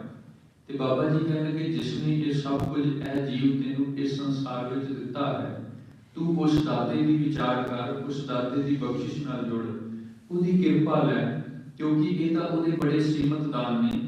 ਉਸ ਦੇ ਘਰ ਦਾ ਦਾਨਾਂ ਦੇ ਭੰਡਾਰ ਭਰੇ ਪਏ ਨੇ, ਇਸ ਦੀ ਕੋਈ ਗਿਣਤੀ ਨਹੀਂ ਹੈ ਕਿ ਉਸ ਦੇ ਘਰ ਕਿਸ ਚੀਜ਼ ਦੀ ਕਮੀ ਹੈ। ਅਸੀਂ ਰੋਜ਼ ਹੀ ਆਪਣੀ ਅੰਮ੍ਰਿਤ ਬਾਣੀ ਨਿਤਨੇਮ ਵਿੱਚ ਇਹ ਸ਼ਬਦ ਪੜ੍ਹਦੇ ਆਉਂਦੇ ਹਾਂ ਤੇ ਪੜ੍ਹਦੇ ਰਵਾਂਗੇ। ਜੋ ਸਾਨੂੰ ਗੁਰੂ ਹੁਕਮ ਹੈ, ਸਾਚੇ ਸਾਹਿਬਾ ਕਿਆ ਨਹੀਂ ਘਰ ਤੇਰਾ, ਘਰ ਤਾਂ ਤੇਰਾ ਸਭ ਕੁਝ ਹੈ। ਤੇ ਸੱਚਮੁੱਚ ਜਿੱਥੇ ਸਭ ਕੁਝ ਸ਼ਬਦ ਆ ਗਿਆ ਨਾ, ਉੱਥੇ ਅਸੀਂ ਇਹ ਕਹਿ ਨਹੀਂ ਸਕਦੇ ਤੇਰੇ ਦਾਣੇ ਕੀਮਤ ਨਾ ਹੋਵੇ ਤੇ ਸੁਦਾਤਾ ਕਹੋ ਸੁਮਾਰ। ਇਹ ਬਖਸ਼ਿਸ਼ ਹੈ। ਤੇ ਮਹਾਰਾਜ ਜੀ ਨੇ ਫਿਰ ਉਹ ਸਮਾਂ ਦੱਸ ਦਿੱਤਾ, ਉਹ ਵੇਲਾ, ਉਹ ਪਲ, ਉਹ ਮੁਹੂਰਤ। ਭਾਵੇਂ ਕਿ ਸਾਨੂੰ ਨਹੀਂ ਪਤਾ ਆਤਮਿਕ ਪੱਧਰ ਤੇ ਅਸੀਂ ਕਦੋਂ ਸੰਸਾਰ ਤੇ ਜਾਣਾ ਹੈ, ਪਰ ਗਿਆਨੀ ਪੁਰਖ ਕਹਿ ਦਿੰਦਾ ਵੀ ਇਹ ਗੱਲ ਨਿਸ਼ਚਿਤ ਹੈ, ਜਾਣਾ ਜ਼ਰੂਰ ਹੈ। ਅੱਜ ਨਹੀਂ ਤੇ ਕੱਲ ਨਹੀਂ ਤੇ ਪਰਸੋਂ, ਜੋ ਵੀ ਸਮਾਂ ਮੁਕਰਰ ਹੋਇਆ ਹੋਇਆ, ਕਿਉਂਕਿ ਸੰਬਤ ਸਾਹਾ ਸਾਹੇ ਤੇ ਅਖਰੀ ਅਰਥ ਅਸੀਂ ਸਾਰੇ ਜਾਣਦੇ ਹਾਂ। ਲਗਨ ਲਿਖੀ ਗਈ, ਸਾਹਾ ਸੋਧਿਆ ਗਿਆ। ਤੇ ਹੁਣ ਪਤਾ ਹੈ ਵੀ ਪਤੀ ਨੇ ਇੱਕ ਦਿਨ ਇਥੋਂ ਪਤਨੀ ਨੂੰ ਲੈਣ ਦੇ ਲਈ, ਉਸ ਬੱਚੀ ਨੂੰ ਪਰਨਾਉਣ ਦੇ ਲਈ ਆਉਣਾ ਹੀ ਆਉਣਾ ਹੈ। ਮਹਾਰਾਜ ਕਹਿੰਦੇ ਕਿ ਇਹ ਹੁਕਮ ਹੋਣਾ ਹੀ ਹੋਣਾ ਹੈ, ਇਸ ਕਰਕੇ ਆਪਾਂ ਚੱਲਣਾ ਹੀ ਚੱਲਣਾ ਹੈ। ਸੋ ਉਸ ਸਮੇਂ ਨੂੰ ਯਾਦ ਕਰਕੇ ਫਿਰ ਉਸ ਪਰਮਾਤਮਾ ਦੀ ਪ੍ਰਭੂ ਜੀ ਦੇ ਚਰਨਾਂ ਵਿੱਚ ਅਰਦਾਸ ਕਰੀਏ। ਘਰ ਘਰ ਇਹ ਪਹੁੰਚਾ ਸਦਰੇ ਨਿਤ ਹੋਵਾ। ਪਹੁੰਚਾ ਦੇ ਅਖਰੀ ਅਰਥ ਇਹ ਨਹੀਂ ਪੜ੍ਹਦੇ ਵੀ ਪਹੁੰਚਾ ਮਤਲਬ ਕੋਈ ਆਉਂਦਾ ਹੋਇਆ ਹੈ। ਪਹੁੰਚਾ ਦਾ ਅਖਰੀ ਅਰਥ ਹੈ ਸਦਾ। ਪੁਰਾਣੇ ਸਮੇਂ ਦੇ ਵਿੱਚ ਜਾਂ ਅੱਜ ਸਾਡੇ ਸਮਾਜ ਵਿੱਚ ਵੀ ਇਹ ਸ਼ਬਦ ਵਰਤਿਆ ਜਾਂਦਾ ਹੈ। ਜਦੋਂ ਕਿਸੇ ਦਾ ਲਗਨ ਸੋਧਿਆ ਜਾਂਦਾ ਤੇ ਇੱਕ ਪਹਿਲਾ ਸ਼ਗਨ ਦੀ ਰਸਮ ਦੇ ਰੂਪ ਦੇ ਵਿੱਚ ਸਦੇ ਦੀ ਚਿੱਠੀ ਪੱਤਰ ਉਹਦੇ ਘਰ ਵਿੱਚ ਪਹਿਲਾਂ ਹੀ ਪਹੁੰਚਾ ਦਿੱਤਾ ਜਾਂਦਾ ਹੈ ਕਿ ਫਲਾਣੇ ਦਿਨ ਆ ਇਤਨੇ ਸੱਜਣ ਆ ਇਸ ਬੱਚੀ ਨੂੰ ਪਰਨਾਉਣ ਦੇ ਲਈ ਇਸ ਘਰ ਵਿੱਚ ਆਉਣਗੇ। ਤੇ ਭਾਈ ਇਹਨਾਂ ਦਾ ਜੋ ਇੰਤਜ਼ਾਮ ਹੈ, ਇਹਦੀ ਸਾਰੀ ਤਿਆਰੀ ਆਪ ਜੀ ਨੇ ਮਿੱਥੇ ਸਮੇਂ ਅਨੁਸਾਰ ਕਰਨੀ ਹੈ। ਜਿਹਨੂੰ ਅਸੀਂ ਅੱਜ ਦੇ ਵਰਡਾਂ ਵਿੱਚ ਭੋਜਾ ਵੀ ਕਹਿ ਦਿੰਦੇ ਹਾਂ, ਬਹੁਤੇ ਸਮਾਜ ਵਿੱਚ ਇਹ ਸ਼ਬਦ ਵਰਤਿਆ ਜਾਂਦਾ। ਬਾਬਾ ਜੀ ਕਹਿੰਦੇ ਕਿ ਹਰ ਘਰ ਵਿੱਚ ਇਹ ਸਦਾ ਆਉਣਾ ਹੈ ਤੇ ਇਹ ਸਦੇ ਦੇ ਆਉਣ ਤੋਂ ਪਹਿਲਾਂ ਤੂੰ ਉਸ ਕਰਤੇ ਨੂੰ ਯਾਦ ਕਰ ਤੇ ਆਪਣੇ ਵਾਪਸ ਮੁੜਨ ਦੀ ਜਿਹੜੀ ਤਿਆਰੀ ਹੈ ਉਹ ਕਰਨੀ ਸ਼ੁਰੂ ਕਰ ਦਿਓ ਜੀ। ਰਾਗ ਆਸਾ ਮਹੱਲਾ ਪਹਿਲਾ। ਇਹ ਦੂਸਰਾ ਸ਼ਬਦ ਹੈ ਗੁਰੂ ਪਿਆਰੀ ਸਾਧ ਸੰਗਤ ਜੀ, ਜਿਹੜਾ ਗੁਰੂ ਨਾਨਕ ਸਾਹਿਬ ਜੀ ਮਹਾਰਾਜ ਜੀ ਕੇ ਹੀ ਪਾਵਨ ਕੰਠ ਤੋਂ ਉਚਾਰਨ ਹੋਇਆ ਹੈ। ਇਹ ਸ਼ਬਦ ਦਾ ਆਓ ਸਭ ਤੋਂ ਪਹਿਲਾਂ ਆਪਾਂ ਜੋ ਸ਼ੁੱਧ ਉਚਾਰਨ ਹੈ ਉਸ ਦੇ ਪਰਥਾਏ ਜਾਣਨ ਦਾ ਯਤਨ ਕਰੀਏ। ਛੇ ਘਰ, ਛੇ ਗੁਰ, ਛੇ ਉਪਦੇਸ਼। ਇਸ ਪੰਕਤੀ ਦੇ ਅੰਦਰ ਤਿੰਨ ਵਿਸ਼ਰਾਮ ਨੇ ਜਿਹੜੇ ਟਿਕਾਓ ਸਹਿਤ ਆਉਂਦੇ ਨੇ, ਕਿਉਂਕਿ ਇੱਥੇ ਘਰਾਂ ਦਾ ਜ਼ਿਕਰ ਹੈ, ਗੁਰੂਆਂ ਦਾ ਜ਼ਿਕਰ ਹੈ, ਉਹਨਾਂ ਦੇ ਉਪਦੇਸ਼ਾਂ ਦੀ ਗੱਲ ਹੈ। ਇਸ ਕਰਕੇ ਪਹਿਲਾ ਵਿਸ਼ਰਾਮ ਆਪਾਂ ਨੇ 6 ਘਰ, 6 ਗੁਰ, 6 ਉਪਦੇਸ਼, ਤਿੰਨ ਵਿਸ਼ਰਾਮ ਜਿਹੜੇ ਨੇ ਇਸ ਪੰਕਤੀ ਦੇ ਵਿੱਚ ਉਚਾਰਨ ਕਰਨੇ ਹਨ। ਗੁਰ ਗੁਰ ਏਕੋ ਵੇਸ ਅਨੇਕ। ਗੁਰ ਗੁਰ ਏਕੋ ਤੇ ਹਲਕਾ ਵਿਸ਼ਰਾਮ ਦੇਣਾ ਹੈ। ਵੇਸ ਅਨੇਕ, ਇੱਥੇ ਇਸ ਪਹਿਲੀ ਪੰਕਤੀ ਦੀ ਸੰਪੂਰਨਤਾ ਹੁੰਦੀ ਹੈ। ਬਾਬਾ ਤੇ ਆਪਾਂ ਨੇ ਫਿਰ ਵਿਸ਼ਰਾਮ ਲਾਉਣਾ ਹੈ। ਜੈਕਾਰ ਕਰਤੇ ਕੀਰਤ ਹੋਏ, ਸੋ ਘਰ ਰਾਖ ਵਡਾਈ ਤੋਏ। ਸੋ ਘਰ ਰਾਖ ਤੇ ਅਗਲਾ ਜਿਹੜਾ ਵਿਸ਼ਰਾਮ ਹੈ ਉਹ ਆਪਾਂ ਨੇ ਲਾਉਣਾ ਹੈ ਜੀ। ਵਿਸਵੇ ਚਸਿਆ ਘੜੀਆ ਪਹਿਰਾ ਤਿਤੀ ਵਾਰੀ ਮੋਹ ਹੋਆ। इस पंक्ति के अंदर एक एक शब्द ते मुकम्मल विश्राम आउंदा है, क्योंकि ये नामां का जिक्र है, समय का जिक्र है। इस करके बड़े टिकाऊ है, क्योंकि जे आप बिना विश्राम तो ये सारी पंक्ति पढ़ांगे तो फिर मुकम्मल तौर पर वो कीर्त वो सिफत असी नहीं कर सकांगे, तो फिर इसकी संपूर्ण विचार जी है वो भी साढ़े जहन में पूर्ण तौर पर नहीं आएगी। इस करके पहला विश्राम विसुए चसिया, दूसरा विश्राम घड़िया, तीसरा विश्राम पहला, अगला विश्राम इत्थे लौड़ा है थिति वार माह हुआ। थिति के वार के विश्राम दे करके एक एक शब्द को वखरा करके असी इस पंक्ति का उच्चारण करना है। सूरज एको रुत अनेक, इस पंक्ति को असी मुकम्मल इसी तरह पढ़ सकते हाँ। नानक, नानक के फिर विश्राम आवेगा। करते के केते वेश, करते केते असी फिर विश्राम लाना है। केते वेश शब्द फिर असी उच्चारण करना है। आओ अगले के अर्थ भाई साहब पूरा पासो श्रवण करिए जी। गुरु सवारी शास्त्र धन गुरु नानक पातशाह ने पहला शब्द राग और दीप की अंदर, दूसरा राग आसा के अंदर, तीसरा राग धनासर के अंदर सुबहमान किया है। दूसरे शब्द के अंदर परमेश्वर द्वारा बनाई हुई कुदरत की व्यापकता के विचों एक का प्रगटावा, या इंज कह लो परमेश्वर के पंथ ते चलने वाले जो पांधी ने उन्हां दी बहुतात विचारां का जिहड़ा सार है उन्हें एक रूप के अंदर सतगुरु पातशाह ने प्रगटाया। साहब कहते परमेश्वर एक है जिसकी आरंभता सतगुरु पातशाह ने जप बाणी के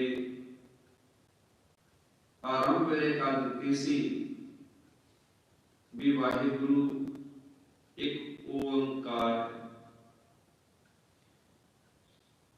पर संसार के अंदर बहुत सारिया रवायत, बहुत सारे फिरके, बहुत सारे धार्मिक ग्रंथ, बहुत सारे वेद पुराण आदि रचे गए, लिखे गए। सतगुरु उन्होंने का हवाला दे के इत्थे गुरमत का ज्ञान संसार की झोली पाते हैं। गुरु पिता बख्शिश करते हैं इस संसार के मनुख जिस तरह के नाल गुरमत को पहला की रवायत जो सी धन गुरु नानक पातशाह के संसार के प्रगट होने तो पहला की जो रवायत सी ਉਹਦੇ ਵਿੱਚ बहुत सारे वेद पुराणों का जिक्र आप आम पढ़ते ते सुनते हैं। सतगुरु पातशाह कृपा करते ने 6 घर 6 गुर 6 उपदेश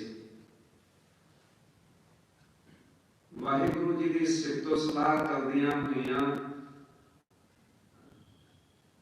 बहुत सारे विद्वाना ने, बहुत सारे परमेश्वर के पंथ के चलने वाले पांधियां ने ओदी पुस्तक के अंदर जेड़े गुण गाए ने ओदी वडियाई इत्थे सतगुरु सूक्ष्म रूप के अंदर साडे सामने रखते ने। वाहिगुरु भावें 6 घरां दे अंदर 6 शास्त्रां दे अंदर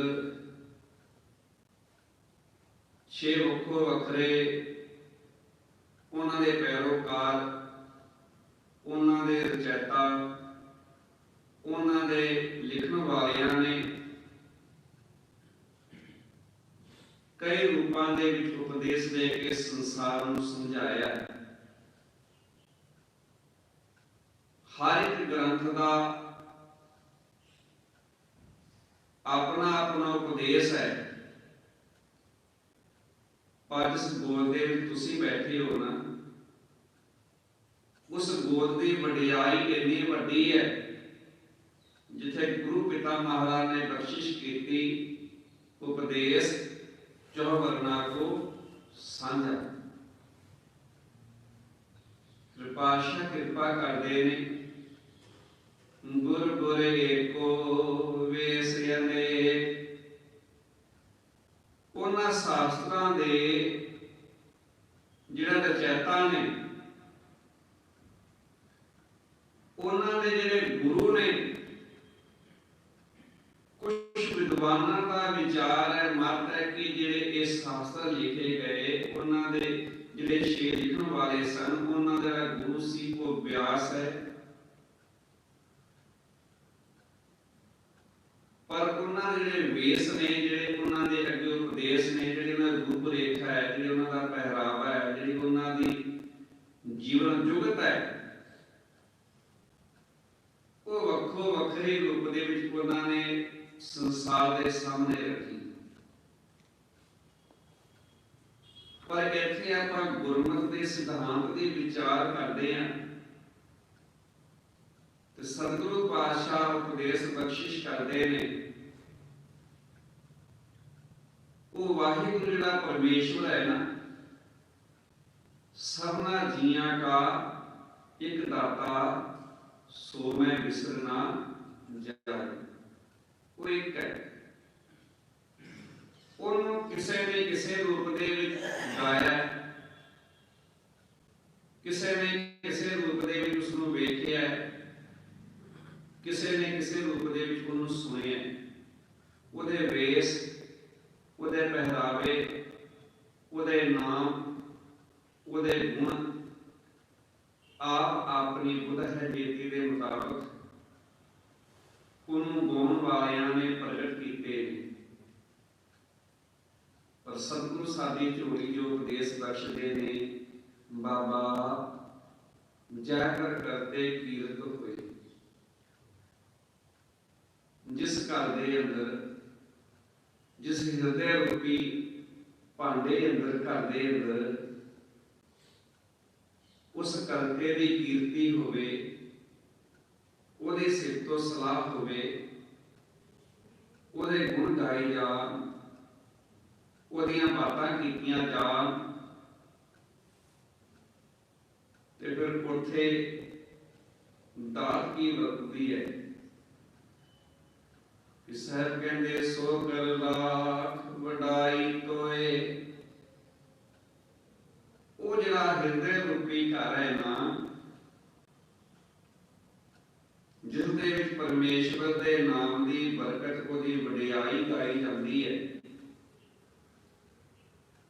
ਇਸੇ ਵਾਸਤੇ ਸਤਿਗੁਰੂ ਪਾਤਸ਼ਾਹ ਨੇ ਪਹਿਲਾਂ ਉਸ ਗੱਲ ਦਾ ਜ਼ਿਕਰ ਕੀਤਾ ਜਿਹਦੇ ਭੈ ਕਰਕੇ, ਜਿਹਦੇ ਭਉ ਕਰਕੇ ਮਨੁੱਖ ਇਸ ਗੱਲ ਨੂੰ ਸਮਝ ਸਕੇ ਵੀ ਮੇਰਾ ਇਹ ਪੇਕਾ ਘਰ ਹੈ, ਮੈਂ ਇੱਥੋਂ ਆਪਦੇ ਸਮੇਂ ਮੁਤਾਬਕ ਸਹੁਰੇ ਘਰ ਪਰਮੇਸ਼ਵਰ ਦੇ ਘਰ ਚਲੇ ਜਾਣਾ। ਹੁਣ ਚਲੇ ਜਾਣਾ ਹੈ, ਪਤਾ ਲੱਗ ਗਿਆ ਵੀ ਸਾਹਾ ਲਿਖਿਆ ਗਿਆ, ਦਿਨ ਪੱਕ ਹੋ ਗਿਆ। ਬੱਚੀ ਨੇ ਤਿਆਰੀ ਕਰਨੀ ਸ਼ੁਰੂ ਕਰ ਦਿੱਤੀ, ਆਪਦਾ ਸਾਜੋ ਸਮਾਨ ਇਕੱਠਾ ਕਰਨਾ ਸ਼ੁਰੂ ਕਰ ਦਿੱਤਾ। ਤੇ ਜਿੰਦ ਰੂਪੀ ਜਦ ਇਸ ਬੱਚੀ ਨੂੰ ਪਤਾ ਲੱਗਿਆ ਵੀ ਜਿੰਦੇ ਤੂੰ ਚਲੇ ਜਾਣਾ, ਤੇ ਇਹਨੇ ਆਪਦੀ ਤਿਆਰੀ ਸ਼ੁਰੂ ਕੀਤੀ ਹੈ, ਆਪਦੇ ਸਮਾਨ ਨੂੰ ਇਕੱਠਾ ਕਰਨਾ ਸ਼ੁਰੂ ਕੀਤਾ ਹੈ। ਚੰਗੇ ਗੁਣ, ਸਤ ਸੰਗਤ, ਚੰਗਾ ਸੁਭਾਅ, ਵਾਹਿਗੁਰੂ ਦਾ ਨਾਮ, ਨਿਤਨੇਮ ਦੀ ਦਾਤ, ਇਹ ਸਾਰਾ ਸਾਜੋ ਸਮਾਨ ਇਹਨੇ ਸਵਾਰ ਕੇ ਆਪਦੇ ਹਿਰਦੇ ਰੂਪੀ ਘਰ ਦੇ ਵਿੱਚ ਟਿਕਾ ਰੱਖਿਆ। ਤੇ ਕਹਿੰਦੇ ਜੇ ਟਿਕਾ ਕੇ ਰੱਖ ਲਿਆ, ਵਡਾਈ ਤੋਏ, ਫਿਰ ਤੈਨੂੰ ਹੀ ਉਸ ਦੀ ਵਡਿਆਈ ਮਿਲਣੀ ਹੈ, ਤੈਨੂੰ ही ਉਹਦਾ ਸੁਖ ਮਿਲਣਾ ਹੈ ਉਸ ਪਰਮੇਸ਼ਵਰ ਦੇ ਵਰ ਦੇ ਘਰ ਦੇ ਵਿੱਚ ਜਾ ਕੇ। ਹੁਣ ਜਿਸ ਬੱਚੇ ਨੇ ਕੋਈ ਗੁਣ ਸਿੱਖੇ ਨਹੀਂ, ਉਹਨੂੰ ਸਿਖਾਏ ਨਹੀਂ ਕਿ ਵਿਚਾਰੀ ਨੂੰ ਬੋਲਣਾ ਕਿਵੇਂ ਹੈ, ਕਿਸ ਤਰ੍ਹਾਂ ਦੇ ਨਾਲ ਉੱਥੇ ਜਾ ਕੇ ਵਰਤਾਵ ਕਰਨਾ ਹੈ, ਤੂੰ ਕਿਵੇਂ ਆਸ ਰੱਖ ਸਕਦੇ ਆ ਵੀ ਉਹ ਸੁਖੀ ਵਸੇਗੀ। ਗੁਰੂ ਸਾਨੂੰ ਇਸ ਗੱਲ ਨੂੰ ਸਮਝਾਉਂਦਾ ਹੈ ਤੇ ਸਮਝ ਕੇ ਫਿਰ ਇਹ ਜਿੰਦ ਉਹੋ ਜਿਹੀ ਤਿਆਰੀ ਕਰਦੀ ਹੈ। ਤੇ ਫਿਰ ਸਾਹਿਬ ਕਹਿੰਦੇ ਤੂੰ ਇਹ ਨਾ ਸੋਚ ਵੀ ਇਹ ਕਹਿਣ ਦੀਆਂ ਗੱਲਾਂ ਨੇ। ਰਹਾਉ ਤੇ ਬਖਸ਼ਿਸ਼ ਕਰਕੇ ਸਤਿਗੁਰੂ ਅੱਗੇ ਫਿਰ ਵਿਸਥਾਰ ਕਰਦੇ ਨੇ। ਕਹਿੰਦੇ ਜਿੰਦੇ ਵਿਸਵੇ ਚਸਿਆ ਘੜੀਆਂ ਪਹਿਰਾ ਥਿੱਤੀ ਵਾਰੀ ਮਾਹੂ। ਜਿਸ ਤਰ੍ਹਾਂ ਭਾਈ ਸਾਹਿਬ ਜੀ ਨੇ ਦੱਸਿਆ, ਤੇਰੇ ਜੀਵਨ ਦਾ ਹਰ ਇੱਕ ਪਲ, ਜੇ ਵਿਸਥਾਰ ਕਰੀਏ ਤੇ ਬੜਾ ਲੰਬਾ ਇਸ ਦਾ ਵਿਸਥਾਰ ਹੈ। ਤੇਰੇ ਜੀਵਨ ਦਾ ਹਰ ਇੱਕ ਪਲ ਛਿਨ ਛਿਨ ਕਰਕੇ ਤੁਰਿਆ ਜਾ ਰਿਹਾ ਹੈ, ਕਿਉਂਕਿ ਸਾਹ ਨਹੀਂ ਆ ਗਿਆ। ਇੱਕ ਸਕਿੰਟ ਤੋਂ ਸ਼ੁਰੂ ਹੋਇਆ ਤੇ ਹੁਣ ਉਹ ਵਿਸਵੇ ਬਣ ਗਿਆ, ਦਸਿਆ ਬਣ ਗਿਆ, ਘੜੀਆਂ ਬਣ ਗਿਆ, ਪਹਿਰ ਬਣ ਗਿਆ, ਥਿੱਤ ਬਣ ਗਏ, ਮਹੀਨੇ ਬਣ ਗਏ, ਸਾਲ ਬਣ ਗਏ ਤੇ ਸਮਾਂ ਪਰਪੱਕ ਹੋ ਕੇ ਉੱਥੇ ਆਟ ਗਿਆ। ਫਿਰ ਸਤਿਗੁਰੂ ਪਾਤਸ਼ਾਹ ਅਗੰਮੀ ਖੇਡ ਦਾ ਦ੍ਰਿਸ਼ਟਾਂਤ ਸਾਡੇ ਸਾਹਮਣੇ ਰੱਖਦੇ। ਕਹਿੰਦੇ ਤੁਸੀਂ ਸੰਸਾਰ ਦੇ ਅੰਦਰ ਬਹੁਤ ਪ੍ਰਕਾਰ ਦੇ ਉਪਦੇਸ਼ ਜਿਹੜੇ ਦਿੱਤੇ ਨੇ, ਉਹਨਾਂ ਦਾ ਸਾਰ ਇੱਕ ਹੈ। ਸਤਿਗੁਰੂ ਕਿਵੇਂ ਸਮਝੀਏ? ਕਿਉਂਕਿ ਕਿਸੇ ਚੀਜ਼ ਤੇ ਤਰਕ ਕਰਨਾ ਬਹੁਤ ਸੌਖਾ ਹੈ, ਪਰ ਉਸ ਤਰਕ ਨੂੰ ਸਮਝਾਉਣਾ ਉਹਦੇ ਨਾਲੋਂ ਕਈ ਗੁਣਾ ਔਖਾ ਹੈ। ਗੁਰੂ ਪਿਤਾਮਾ ਸਮਝਾਉਂਦੇ ਨੇ, ਕਹਿੰਦੇ ਸੂਰਜ ਏਕੋ ਰੁੱਤ ਅਨੇਕ। ਪਿਆਰੇ, ਜਿਸ ਤਰ੍ਹਾਂ ਦੇ ਨਾਲ ਪ੍ਰਕਿਰਤੀ ਦੇ ਜਿਸ ਹਿੱਸੇ ਵਿੱਚ ਅਸੀਂ ਰਹਿੰਦੇ ਹਾਂ, ਮਾਤ ਲੋਕ ਦੇ ਵਿੱਚ ਵੈਸੇ ਤੇ ਹਜ਼ਾਰਾਂ ਸੂਰਜ ਦੀ ਕਾਇਨਾਤ ਵਿੱਚ ਨੇ, ਹਜ਼ਾਰਾਂ ਲੱਖਾਂ ਚੰਦਰਮਾ ਨੇ, ਲੱਖਾਂ ਐਸੀਆਂ ਸ੍ਰਿਸ਼ਟੀਆਂ ਨੇ ਪੈਦਾ ਕੀਤੀਆਂ ਨੇ, ਪਰ ਦ੍ਰਿਸ਼ਟਾਂਤ ਇਸ ਮਾਤ ਲੋਕ ਦਾ ਦਿੰਦੇ ਨੇ। ਕਹਿੰਦੇ ਜਿਵੇਂ ਸੂਰਜ ਇੱਕ ਹੈ ਪਰ ਰੁੱਤਾਂ ਬਹੁਤ ਨੇ। ਵਿਦਵਾਨਾਂ ਨੇ 6 ਰੁੱਤਾਂ ਮੰਨੀਆਂ ਨੇ, 1 ਮਹੀਨੇ 2 ਮਹੀਨੇ ਦੀ 1 ਰੁੱਤ ਮੰਨੀ ਹੈ। ਤੇ ਮੌਸਮ ਤਬਦੀਲ ਹੁੰਦਾ ਰਹਿੰਦਾ ਹੈ, ਕਦੀ ਬਸੰਤ ਆ ਜਾਂਦੀ ਹੈ, ਕਦੀ ਪਤਝੜ ਆ ਜਾਂਦੀ ਹੈ, ਕਦੀ ਬਹਾਰ ਆ ਜਾਂਦੀ ਹੈ, ਕਦੀ ਗਰਮੀ ਆ ਜਾਂਦੀ, ਕਦੀ ਸਰਦੀ ਆ ਜਾਂਦੀ ਹੈ। ਇਸੇ ਤਰ੍ਹਾਂ ਤੇਰੇ ਜੀਵਨ ਦਾ ਵਿਸਥਾਰ ਹੈ। ਕਦੀ ਮਾਤ ਗਰਭ ਦਾ ਸਮਾਂ ਹੈ, ਕਦੀ ਬਚਪਨ ਦਾ ਸਮਾਂ ਹੈ, ਕਦੀ ਜਵਾਨੀ ਦਾ ਆ ਗਿਆ, ਲੰਘਿਆ ਤੇ ਬੁਢਾਪਾ ਆ ਗਿਆ, ਤੇ ਜੇ ਲੰਘਿਆ ਤੇ ਫਿਰ ਅੱਗੇ ਤੁਰ ਗਿਆ। ਗੁਰੂ ਪਿਤਾ ਮਹਾਰਾਜ ਬਖਸ਼ਿਸ਼ ਕਰਦੇ ਨੇ, ਨਾਨਕ ਕਰਤੇ ਕੇ ਕੇਤੇ ਵੇਸ। ਜਿਵੇਂ ਸੂਰਜ ਇੱਕ ਹੈ, ਰੁੱਤਾਂ ਬਹੁਤ ਨੇ, ਪਰਮੇਸ਼ਵਰ ਇੱਕ ਹੈ, ਵਾਹਿਗੁਰੂ ਪਰਮਾਤਮਾ ਰੱਬ ਇੱਕ ਹੈ, ਪਰ ਸੰਸਾਰ ਦੇ ਅੰਦਰ ਬਹੁਤ ਉਹਦੇ ਵੇਸ ਨੇ, ਉਹਦੇ ਰੂਪ ਨੇ, ਉਹਦੇ ਰੰਗ ਨੇ।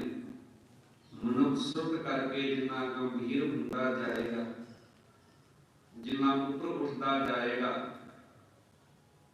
ਜਿੰਨੀ ਉਹਦੀ ਆਪਣੀ ਅਕਲ ਘਟਦੀ ਜਾਏਗੀ ਤੇ ਗੁਰਮਤਿ ਉਹਦੇ ਹਿਰਦੇ ਅੰਦਰ ਪ੍ਰਕਾਸ਼ਿਤ ਹੁੰਦੀ ਜਾਏਗੀ, ਤਿਉਂ-ਤਿਉਂ ਉਹਦੇ ਕਿਵਾੜ ਖੁੱਲਦੇ ਜਾਣਗੇ। ਉਹਨੂੰ ਪਤਾ ਲੱਗ ਜਾਏਗਾ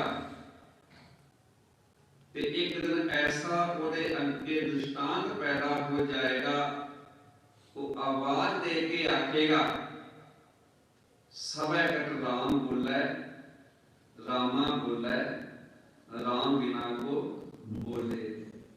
ਸਾਰੇ ਕੋ ਵਸਿਆ ਜਜ਼ਰੇ ਜਜ਼ਰੇ ਦੇ ਅੰਦਰ ਉਹਦੀ ਰੁਸ਼ਨਾਈ ਹੈ, ਜਜ਼ਰੇ ਜਜ਼ਰੇ ਦੇ ਅੰਦਰ ਕੋ ਰਮਿਆ ਹੋਇਆ ਹੈ।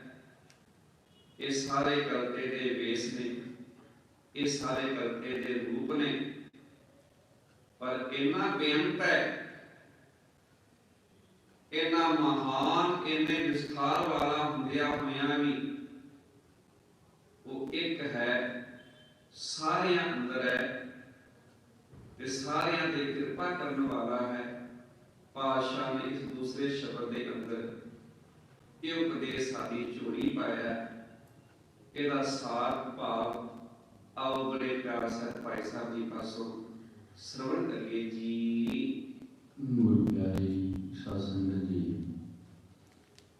ये जो शब्द अर्थ भाई साहब पासों आपने श्रवण किए ने, धन गुरु नानक देव साहब महाराज जी की रचना तो उच्चारण मुबारक शब्द राग आसा के अंदर अंकित है।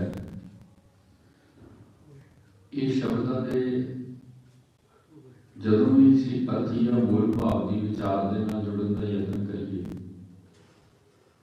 ਤੇ ਸਾਨੂੰ ਇੱਕ ਗੱਲ ਮਹਿਸੂਸ ਹੁੰਦੀ ਹੈ ਕਿ ਇਹ ਦੋ ਬੰਦਾਂ ਦੇ ਸ਼ਬਦ ਦੇ ਅੰਦਰ ਗੁਰੂ ਨਾਨਕ ਸਾਹਿਬ ਮਹਾਰਾਜ ਜੀ ਨੇ ਇੱਕ ਬੜਾ ਅਗੰਮੀ ਗਿਆਨ ਸਮੇਟ ਕਰਕੇ ਸਾਨੂੰ ਦਿੱਤਾ ਹੈ।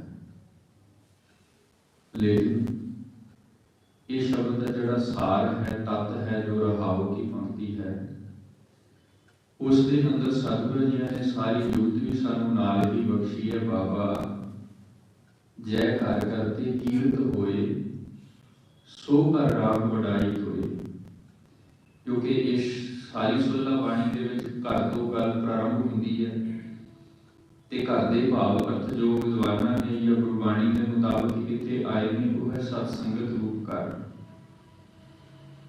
ਤੇ ਬਾਬਾ ਜੀ ਨੇ ਇਹ ਬਖਸ਼ਿਸ਼ ਮੰਗੀ ਹੈ ਪਰਮਾਤਮਾ ਅਕਾਲ ਪੁਰਖ ਜੀ ਪਾਸੋਂ ਕਿ ਐ ਦਾਤਾ, ਜਿਸ ਥਾਂ ਤੇ ਤੇਰੀ ਇਹ ਕੀਰਤੀ ਸਦੀਵ ਸਾਡੇ ਜੀਵਨ ਤੋਂ ਹੁੰਦੀ ਰਹੇ, ਸਾਡੇ ਹਿਰਦੇ ਨੂੰ ਉੱਥੇ ਹੀ ਟਿਕਾ ਕੇ ਰੱਖੀ ਸੇ, ਸਾਡੇ ਅੰਦਰ ਇਹ ਬਖਸ਼ਿਸ਼ ਬਣੀ ਰਹੇ ਕਿ ਤੇਰੀ ਇਹ ਕੀਰਤੀ, ਤੇਰੀ ਇਹ ਵਡਿਆਈ ਜਿਸ ਭਾਵ ਦੇ ਅੰਦਰ ਹਰ ਵਕਤ ਸਾਡੇ ਵਿੱਚ ਚੱਲਦੀ ਰਹੇ, ਬਸ ਸਾਡਾ ਅੰਦਰ ਉੱਥੇ ਹੀ ਟਿਕਿਆ ਰਹੇ। ਤੇ ਫਿਰ ਅੱਗੇ ਬਾਬਾ ਜੀ ਨੇ ਬੜਾ ਵਿਸਤਾਰ ਕੀਤਾ ਇਸ ਗੱਲ ਦਾ, ਕਿਉਂਕਿ ਜਿਹੜਾ ਅੱਗੇ ਪ੍ਰਾਰੰਭਤਾ ਵਿੱਚ ਬਾਤ ਸਤਿਗੁਰੂ ਜੀ ਨੇ ਉਚਾਰਨ ਕੀਤਾ ਹੈ ਨਾ, 6 ਘਰ, 6 ਗੁਰ, 6 ਉਪਦੇਸ਼। ਇਤਿਹਾਸਿਕ ਪਿਛੋਕੜ ਵਿੱਚ ਵੀ ਵੇਖਾਂਗੇ ਤੇ ਗੁਰੂ ਨਾਨਕ ਸਾਹਿਬ ਜੀ ਮਹਾਰਾਜ ਜੀ ਤੋਂ ਪਹਿਲਾਂ ਸਾਡੇ ਇਸ ਹਿੰਦੁਸਤਾਨ ਦੇ ਅੰਦਰ ਇਹਨਾਂ ਗ੍ਰੰਥਾਂ ਦੇ, ਇਹਨਾਂ ਵਿਦਾਂਤ ਦਾ ਜਿਹੜਾ ਬਹੁਤ ਵੱਡਾ ਬੋਲਬਾਲਾ ਹੈ ਤੇ ਤਕਰੀਬਨ ਵਿਦਾਂਤ ਦੇ ਅੰਦਰ 6 ਜਿਹੜੇ ਗ੍ਰੰਥ ਨੇ ਉਹਨਾਂ ਨੂੰ ਮਹਾਨਤਾ ਵੱਡੇ ਪੱਧਰ ਤੇ ਦਿੱਤੀ ਹੋਈ ਹੈ, ਜਿਹਦਾ ਜ਼ਿਕਰ ਬਾਬਾ ਜੀ ਨੇ ਇੱਥੇ ਕੀਤਾ ਹੈ।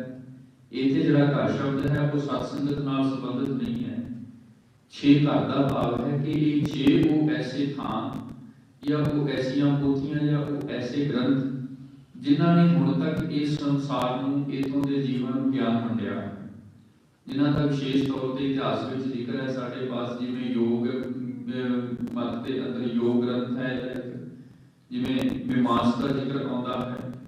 ਹੋਰ 6 ਇਸ ਢੰਗ ਦੇ ਨਾਲ ਵਿਦਵਾਨਾਂ ਨੇ ਤਾਂ ਬੜਾ ਵੱਡਾ ਇਤਿਹਾਸ ਹੈ ਤੇ ਇਹਨਾਂ 6 ਨੂੰ ਰਚਣ ਵਾਲੇ ਵਿੱਚ 6 ਹੀ ਇਹਨਾਂ ਦੇ ਵੱਡੇ ਵਿਦਵਾਤਾ, ਵਿਦਵਤਾ ਤੇ ਰੱਖਣ ਵਾਲੇ ਜਿਹੜੇ ਗਿਆਨੀ ਗੁਰੂ ਹੋਏ, ਜਿਨ੍ਹਾਂ ਨੇ ਆਪਣੀ ਮੱਤ ਦੇ ਨਾਲ, ਆਪਣੀ ਅੰਦਰ ਦੀ ਸੁਰਤ ਦੇ ਨਾਲ ਜੁੜ ਕਰਕੇ ਤੇ ਇਹਨਾਂ ਗ੍ਰੰਥਾਂ ਦੀ ਜਿਹੜੀ ਰਚਨਾ ਕੀਤੀ ਹੈ। ਤੇ ਇਹਨਾਂ ਗ੍ਰੰਥਾਂ ਦੇ ਨਾਲ ਫਿਰ ਸਾਡੇ ਇਸ ਸਮਾਜ ਨੂੰ ਉਹਨਾਂ ਨੇ ਇੱਕ ਸੇਧ ਬਖਸ਼ੀ ਹੈ ਕਿ ਜਿੱਥੋਂ ਉਪਦੇਸ਼ ਲੈ ਕਰਕੇ ਅਸੀਂ ਆਪਣੇ ਜੀਵਨ ਨੂੰ ਸਵਾਰ ਸਕਦੇ ਹਾਂ। ਤੇ ਗੁਰੂ ਨਾਨਕ ਸਾਹਿਬ ਮਹਾਰਾਜ ਕਹਿਣ ਲੱਗੇ 6 ਹੀ ਉਹ ਗ੍ਰੰਥ ਸਨ, 6 ਹੀ ਉਹਨਾਂ ਦੇ ਗੁਰੂ ਸਨ ਤੇ 6 ਨੇ ਆਪਣੇ ਆਪਣੇ ਉਪਦੇਸ਼ ਦਿੱਤੇ। ਲੇਕਿਨ ਗੁਰ ਏਕੋ ਵੇਸ ਅਨੇਕ, ਇੱਥੇ ਸ਼ਬਦ ਗੁਰ 2 ਵਾਰ ਦਾਤਾ ਜੀ ਨੇ ਉਚਾਰਨ ਕੀਤਾ, ਜਿਸ ਦੇ ਭਾਵ ਅਰਥ ਗਿਆਨੀ ਸੱਜਣ ਜੀ ਦੱਸਦੇ ਨੇ ਕਿ ਜੇਕਰ ਉਹ 6 ਆਪਣੇ ਲਫ਼ਜ਼ਾਂ ਦੇ ਅੰਦਰ ਆਪਣੀ 6 ਬੋਲਦੇ ਲਿਖਦੇ ਨੇ ਨਾ, ਤੇ ਉਹਨਾਂ 6 ਨੇ ਆਪਣੀ ਜ਼ੁਬਾਨ ਦੇ ਨਾਲ, ਆਪਣੀ ਮੱਤ ਦੇ ਨਾਲ ਜੋ ਕੁਝ ਲਿਖਿਆ ਉਹਦਾ ਵੀ ਭਾਵ ਅਰਥ ਇਹ ਹੈ ਵੀ ਪਰਮਾਤਮਾ ਇੱਕ ਹੈ। ਗੁਰ ਇੱਕੋ, ਉਹ ਪਰਮਾਤਮਾ ਇੱਕ ਹੀ ਹੈ ਤੇ ਉਹਦਾ ਸਿਧਾਂਤ ਇੱਕ ਹੀ ਹੈ ਜਿਹੜਾ ਸਾਰਿਆਂ ਦੇ ਅੰਦਰ ਇੱਕੋ ਤਰ੍ਹਾਂ ਨਾਲ ਕੰਮ ਕਰਦਾ ਹੈ। ਵੇਸ਼ ਅਨੇਕ, ਭਾਵੇਂ ਕਿ ਵੇਸ਼ਾਂ ਦੇ ਵਿੱਚ ਜੋ ਅਸੀਂ ਵੀ ਵੇਖਦੇ ਹਾਂ ਨਾ, ਜਿਸ ਸਮਾਜ ਵਿੱਚ ਰਹਿੰਦੇ ਆ, ਇਹਦੇ ਵਿੱਚ ਵੀ ਬਹੁਤ ਸਾਰੇ ਧਰਮਾਂ ਦਾ ਬੋਲਬਾਲਾ ਹੈ। ਲੇਕਿਨ ਜੇਕਰ ਸਾਰੇ ਧਰਮਾਂ ਨੂੰ ਮਿਲਾ ਕਰਕੇ ਅਸੀਂ ਕਹੀਏ ਵੀ ਇੱਕ ਚੰਗਾ ਇਨਸਾਨ ਹਰ ਇੱਕ ਧਰਮ ਰਾਹੀਂ ਪਰਮਾਤਮਾ ਦੇ ਘਰ ਤੱਕ ਕਿਵੇਂ ਪਹੁੰਚ ਸਕੇ, ਤੇ ਤੇ ਜਿਵੇਂ ਗੁਰਸਿੱਖ ਵਾਹਿਗੁਰੂ ਜਪ ਕੇ ਅਕਾਲ ਵਿੱਚ ਭੇਦ ਹੁੰਦਾ ਹੈ, ਸਨਾਤਨੀ ਰਾਮ ਜਪ ਕਰਕੇ ਹੋ ਸਕਦਾ ਹੈ, ਇਸਲਾਮੀ ਅੱਲਾਹ ਨਾਲ ਜੁੜ ਕੇ ਹੋ ਸਕਦਾ ਹੈ। ਇਸ ਢੰਗ ਦੇ ਨਾਲ ਮਹਾਰਾਜ ਕਹਿਣ ਲੱਗੇ ਜੇ 6 ਸ਼ਾਸਤਰ ਨੇ, 6 ਉਹਨਾਂ ਦੇ ਗੁਰੂ ਨੇ, 6 ਹੀ ਉਹਨਾਂ ਦੇ ਉਪਦੇਸ਼ ਨੇ, ਪਰ ਜੇ ਮੂਲ ਭਾਵ ਦੇ ਵਿੱਚ ਵੇਖਿਆ ਜਾਵੇ ਤੇ ਤੱਤ ਸਾਰਿਆਂ ਨੇ ਇਹ ਦਿੱਤਾ ਹੈ ਕਿ ਇਹਦੇ ਪਿੱਛੇ ਤਾਕਤ ਇੱਕ ਹੀ ਹੈ ਤੇ ਦੂਸਰੇ ਬੰਦ ਵਿੱਚ ਉਸ ਇੱਕ ਤਾਕਤ ਦਾ ਵਿਸਥਾਰ ਕਰ ਦਿੱਤਾ ਹੈ। ਕਿਉਂਕਿ ਸਾਰੇ ਦੀ ਸਾਰੀ ਜਿਹੜੀ ਇਕਾਈ ਦਾਤਾ ਜੀ ਨੇ ਰੱਖੀ ਹੈ, ਭਾਈ ਸਾਹਿਬ ਜੀ ਨੇ ਵਿਖਿਆਨ ਕੀਤਾ ਹੈ ਆਪ ਸੰਗਤ ਨਾਲ। ਸਮੇਂ ਦੀ ਇਕਾਈ ਹੈ, ਵਿਸ਼ਵ ਹੈ, ਜਸੀਆ ਹੈ, ਘੜੀਆ ਹੈ, ਪੈਰ ਨੇ, ਥਿਤੀ ਹੈ, ਵਾਰ ਹੈ। ਕਿਉਂਕਿ ਇੱਕ ਸਮਾਂ ਹੈ ਨਾ ਜਿੰਨਾ ਇਹਨੂੰ ਅਸੀਂ ਤੋੜਦੇ ਜਾਵਾਂਗੇ। ਕੋਈ ਵੀ ਪਦਾਰਥ ਹੈ, ਸਾਇੰਸ ਦੇ ਜੋ ਨਿਯਮ ਮੁਤਾਬਕ ਵਿਗਿਆਨ ਅਨੁਸਾਰ ਅਸੀਂ ਉਹਨੂੰ ਤੋੜ ਕਰਕੇ ਵੇਖਦੇ ਹਾਂ ਵੀ ਇਹਦੇ ਵਿੱਚ ਕੀ ਹੈ। ਜੇਕਰ ਇੱਕ ਦਿਨ ਨੂੰ ਅਸੀਂ ਤੋੜਾਂਗੇ ਤੇ ਉਹਨੂੰ ਫਿਰ ਅਸੀਂ ਉਹਨੂੰ 2 ਪੈਰਾਂ ਦੇ ਅੰਦਰ ਵੰਡ ਦਿੰਦੇ ਹਾਂ। ਤੇ ਵਾਹਿਗੁਰੂ 8 ਪੈਰ ਜਿਹੜੇ ਨੇ ਇੱਕ ਦਿਨ ਦੇ ਅੰਦਰ ਅਸੀਂ ਵੰਡ ਦਿੰਦੇ ਹਾਂ। ਫਿਰ ਅਗਾਂ ਪੈਰਾਂ ਨੂੰ ਹੋਰ ਛੋਟੀ ਇਕਾਈ ਵਿੱਚ ਤੋੜਾਂਗੇ ਤੇ ਫਿਰ ਉਹ ਵਿਸ਼ਵ ਵਿੱਚ ਅਸੀਂ ਇਹਦਾ ਬਿਲਕੁਲ ਛੋਟੀ ਇਕਾਈ ਜਿਹੜੇ ਵਿਸ਼ਾ ਇਕਾ ਕਰਕੇ ਬਣਦਾ ਹੈ। ਤੇ ਵਿਸ਼ੇ ਦੀ ਜਿਹੜੀ ਉਮਰ ਜਾਂ ਸਮਾਂ ਜਿਹੜਾ ਵਿਸ਼ੇ ਦਾ ਹੈ ਉਹ ਵਿਦਵਾਨ ਕਹਿੰਦੇ ਨੇ ਸਾਡੀ ਇੱਕ ਅੱਖ ਇੱਕ ਵਾਰ ਜਿਸ ਸਮੇਂ ਥੱਲੇ ਝਮਕਦੀ ਹੈ ਇਹਦੇ ਨਾਲ ਇੱਕ ਵਿਸ਼ਾ ਹੋ ਜਾਂਦਾ ਹੈ। ਤਕਰੀਬਨ 15 ਵਿਸ਼ਿਆਂ ਦਾ ਇੱਕ ਜੱਸਾ ਬਣਦਾ ਹੈ, 7 ਜੱਸਿਆਂ ਦਾ ਇੱਕ ਪਲ ਬਣਦਾ ਹੈ, 60 ਪਲਾਂ ਦੀ ਇੱਕ ਘੜੀ ਬਣਦੀ ਹੈ। ਤੇ ਇਸ ਢੰਗ ਦੇ ਨਾਲ ਸਾਰੀ ਗਿਣਤੀ ਗੁਰੂ ਗ੍ਰੰਥ ਸਾਹਿਬ ਮਹਾਰਾਜ ਜੀ ਦੇ ਅੰਦਰ ਭਗਤ ਸਾਹਿਬਾਨਾਂ ਦੀ ਬਾਣੀ ਵਿੱਚ ਵੀ ਸਾਨੂੰ ਮਿਲਦੀ ਹੈ। ਜਦੋਂ ਅਸੀਂ ਬਾਬਾ ਜੀ ਦਾ ਸ਼ਲੋਕ ਪੜ੍ਹਦੇ ਹਾਂ ਨਾ, 8 ਜਾਮ 64 ਘੜੀ तो नरकत रह जियो, वो सारे का सारा समा गिन दिता भी एक पैर के बाद फिर 4 पैर का दिन ते 4 पैर की रात, फिर अगे तिथियां जुड़ जांदियां ने, वार जुड़ जाते हैं, फिर महीने बन जाते हैं, साल ते सदियां दे समय चल जाते हैं। पर पसारा किहदा है? पर जिवें सिद्धांत एक है ना, गुरु एक है ते बख्शिश एक दी है कि रस्ते भावें 6 निकलदे ने। इस ढंग के नाल गुरु नानक साहब जी महाराज कहण लगे जे मूल ते जाओगे ना, जे तत्त की पहचान करोगे तो जिवें एक सूरज है ते ये सारे का सारा पसारा एक सूरज की गति के नाल ही ये सारा समा जन्म पिया लेता है। जे सूरज की गति रुक जाए, जे सूरज अपना सफर रोक देवे तो ये सारे का सारा समा एक ही रोक सकता है। इसे ढंग के नाल वो परमात्मा एक है ते परमात्मा एक तो ही ये सारा ज्ञान उत्पन्न हुंदा है ते एक तो ही ये सारे राह अख्तियार हुंदे ने ते परत के फिर गुरु को वेश अनेक वापस फिर उसे दे घर तक ही जाकर के वो रस्ता रुक जाता है। सो गुरु नानक साहब जी महाराज जी ने उस एक की वडियाई की है कि ऐहो सिखा तू जिन्ना सलाह सकता है एक नूं सलाह। पहले शब्द विच भी यही बख्शिश है, दूसरा शब्द जिहड़ा असीं विचार रहे हैं इहदे विच भी यही बख्शिश है कि एक नूं सलाह जितना भी सलाह सकता है। क्यों? क्योंकि एक दे नाल जुड़िया ही तेरा पार उतारा हो सकता। सूरज एको रुत अनेक। आपां वेखदे हां कई बार ऐसा हुंदा है सूरज चढ़ता है ते ओदे सामने दिन वेले कोई बदल आ जाते हैं, फिर की हुंदा है थोड़े समय बाद फिर चानन हो जाता है। या सवेर तो लेकर के शाम तक आपां तां कहंदे भी अज दा दिन चढ़िया, पर जिहड़े ज्ञानी मनुख ने ना वेखण वाले जिहड़े सूक्ष्म दृष्टि गुरबाणी दा ज्ञान रखण वाले वो कहंदे ने नहीं जी ये एक दिन दे विच भी हज़ारां रुत्तां फिर गईयां ने। इत्थे पता नहीं कितनी बार चानन हो गया ते कितनी बार धुप लग गई है, लेकिन सब कुछ एक दी प्रकाश तो होया है। जे सूरज प्रकाश ना दिंदा ते इत्थे तब्दीली नहीं सी होनी। गुरु एको वेश अनेक बाबा जय कर करते कीरत होए सो कर राग वडाई होए विश्व चस्या घड़िया पै घड़ियां पैरा तिथि वारी माहू हुआ। सूरज एको रुत अनेक। एक सूरज है भाव एक परमात्मा है, एक परमात्मा तो ही समस्त सृष्टि का पसारा है। अगे गुरुदेव कह लगे जे उस एक नूं सलाउणा है ना ते आओ गुरु नानक साहब जी महाराज प्यार विच आकर के सानू ये जुगत दे रहे हैं कि गुरु के सिखो उस एक नूं सलाउण दा यही तरीका है। नानक करते के केते वेश बस बारी पद्धर दी तू ओदे ख्यालां विच जुड़ जा, अंदरूनी पद्धर दी तू ओदी सिफत विच जुड़ जा ते तेरे इस जीवन की जिहड़ी यात्रा है वो सफल हो सकती है। इत्थों तक इन्हां 2 शब्दां दी जिहड़ी विचार है वो संपूर्ण हुंदी है। इस तो अगले 2 शब्द जिहड़े ने वो आपां आउण वाले दिवसां दे विच उन्हां दी विस्तार सहित विचार करांगे जी। समा समाप्त है। आओ गुरु प्यारे साध संगत जी, गुरु बाबे ने एक दी गल कीती है। आओ भाई साहब जी ने एक दे वडियाई दे विच आप जी नूं गुरु शब्द राही सांझ पाई है। एक दी गोद विच बैठ के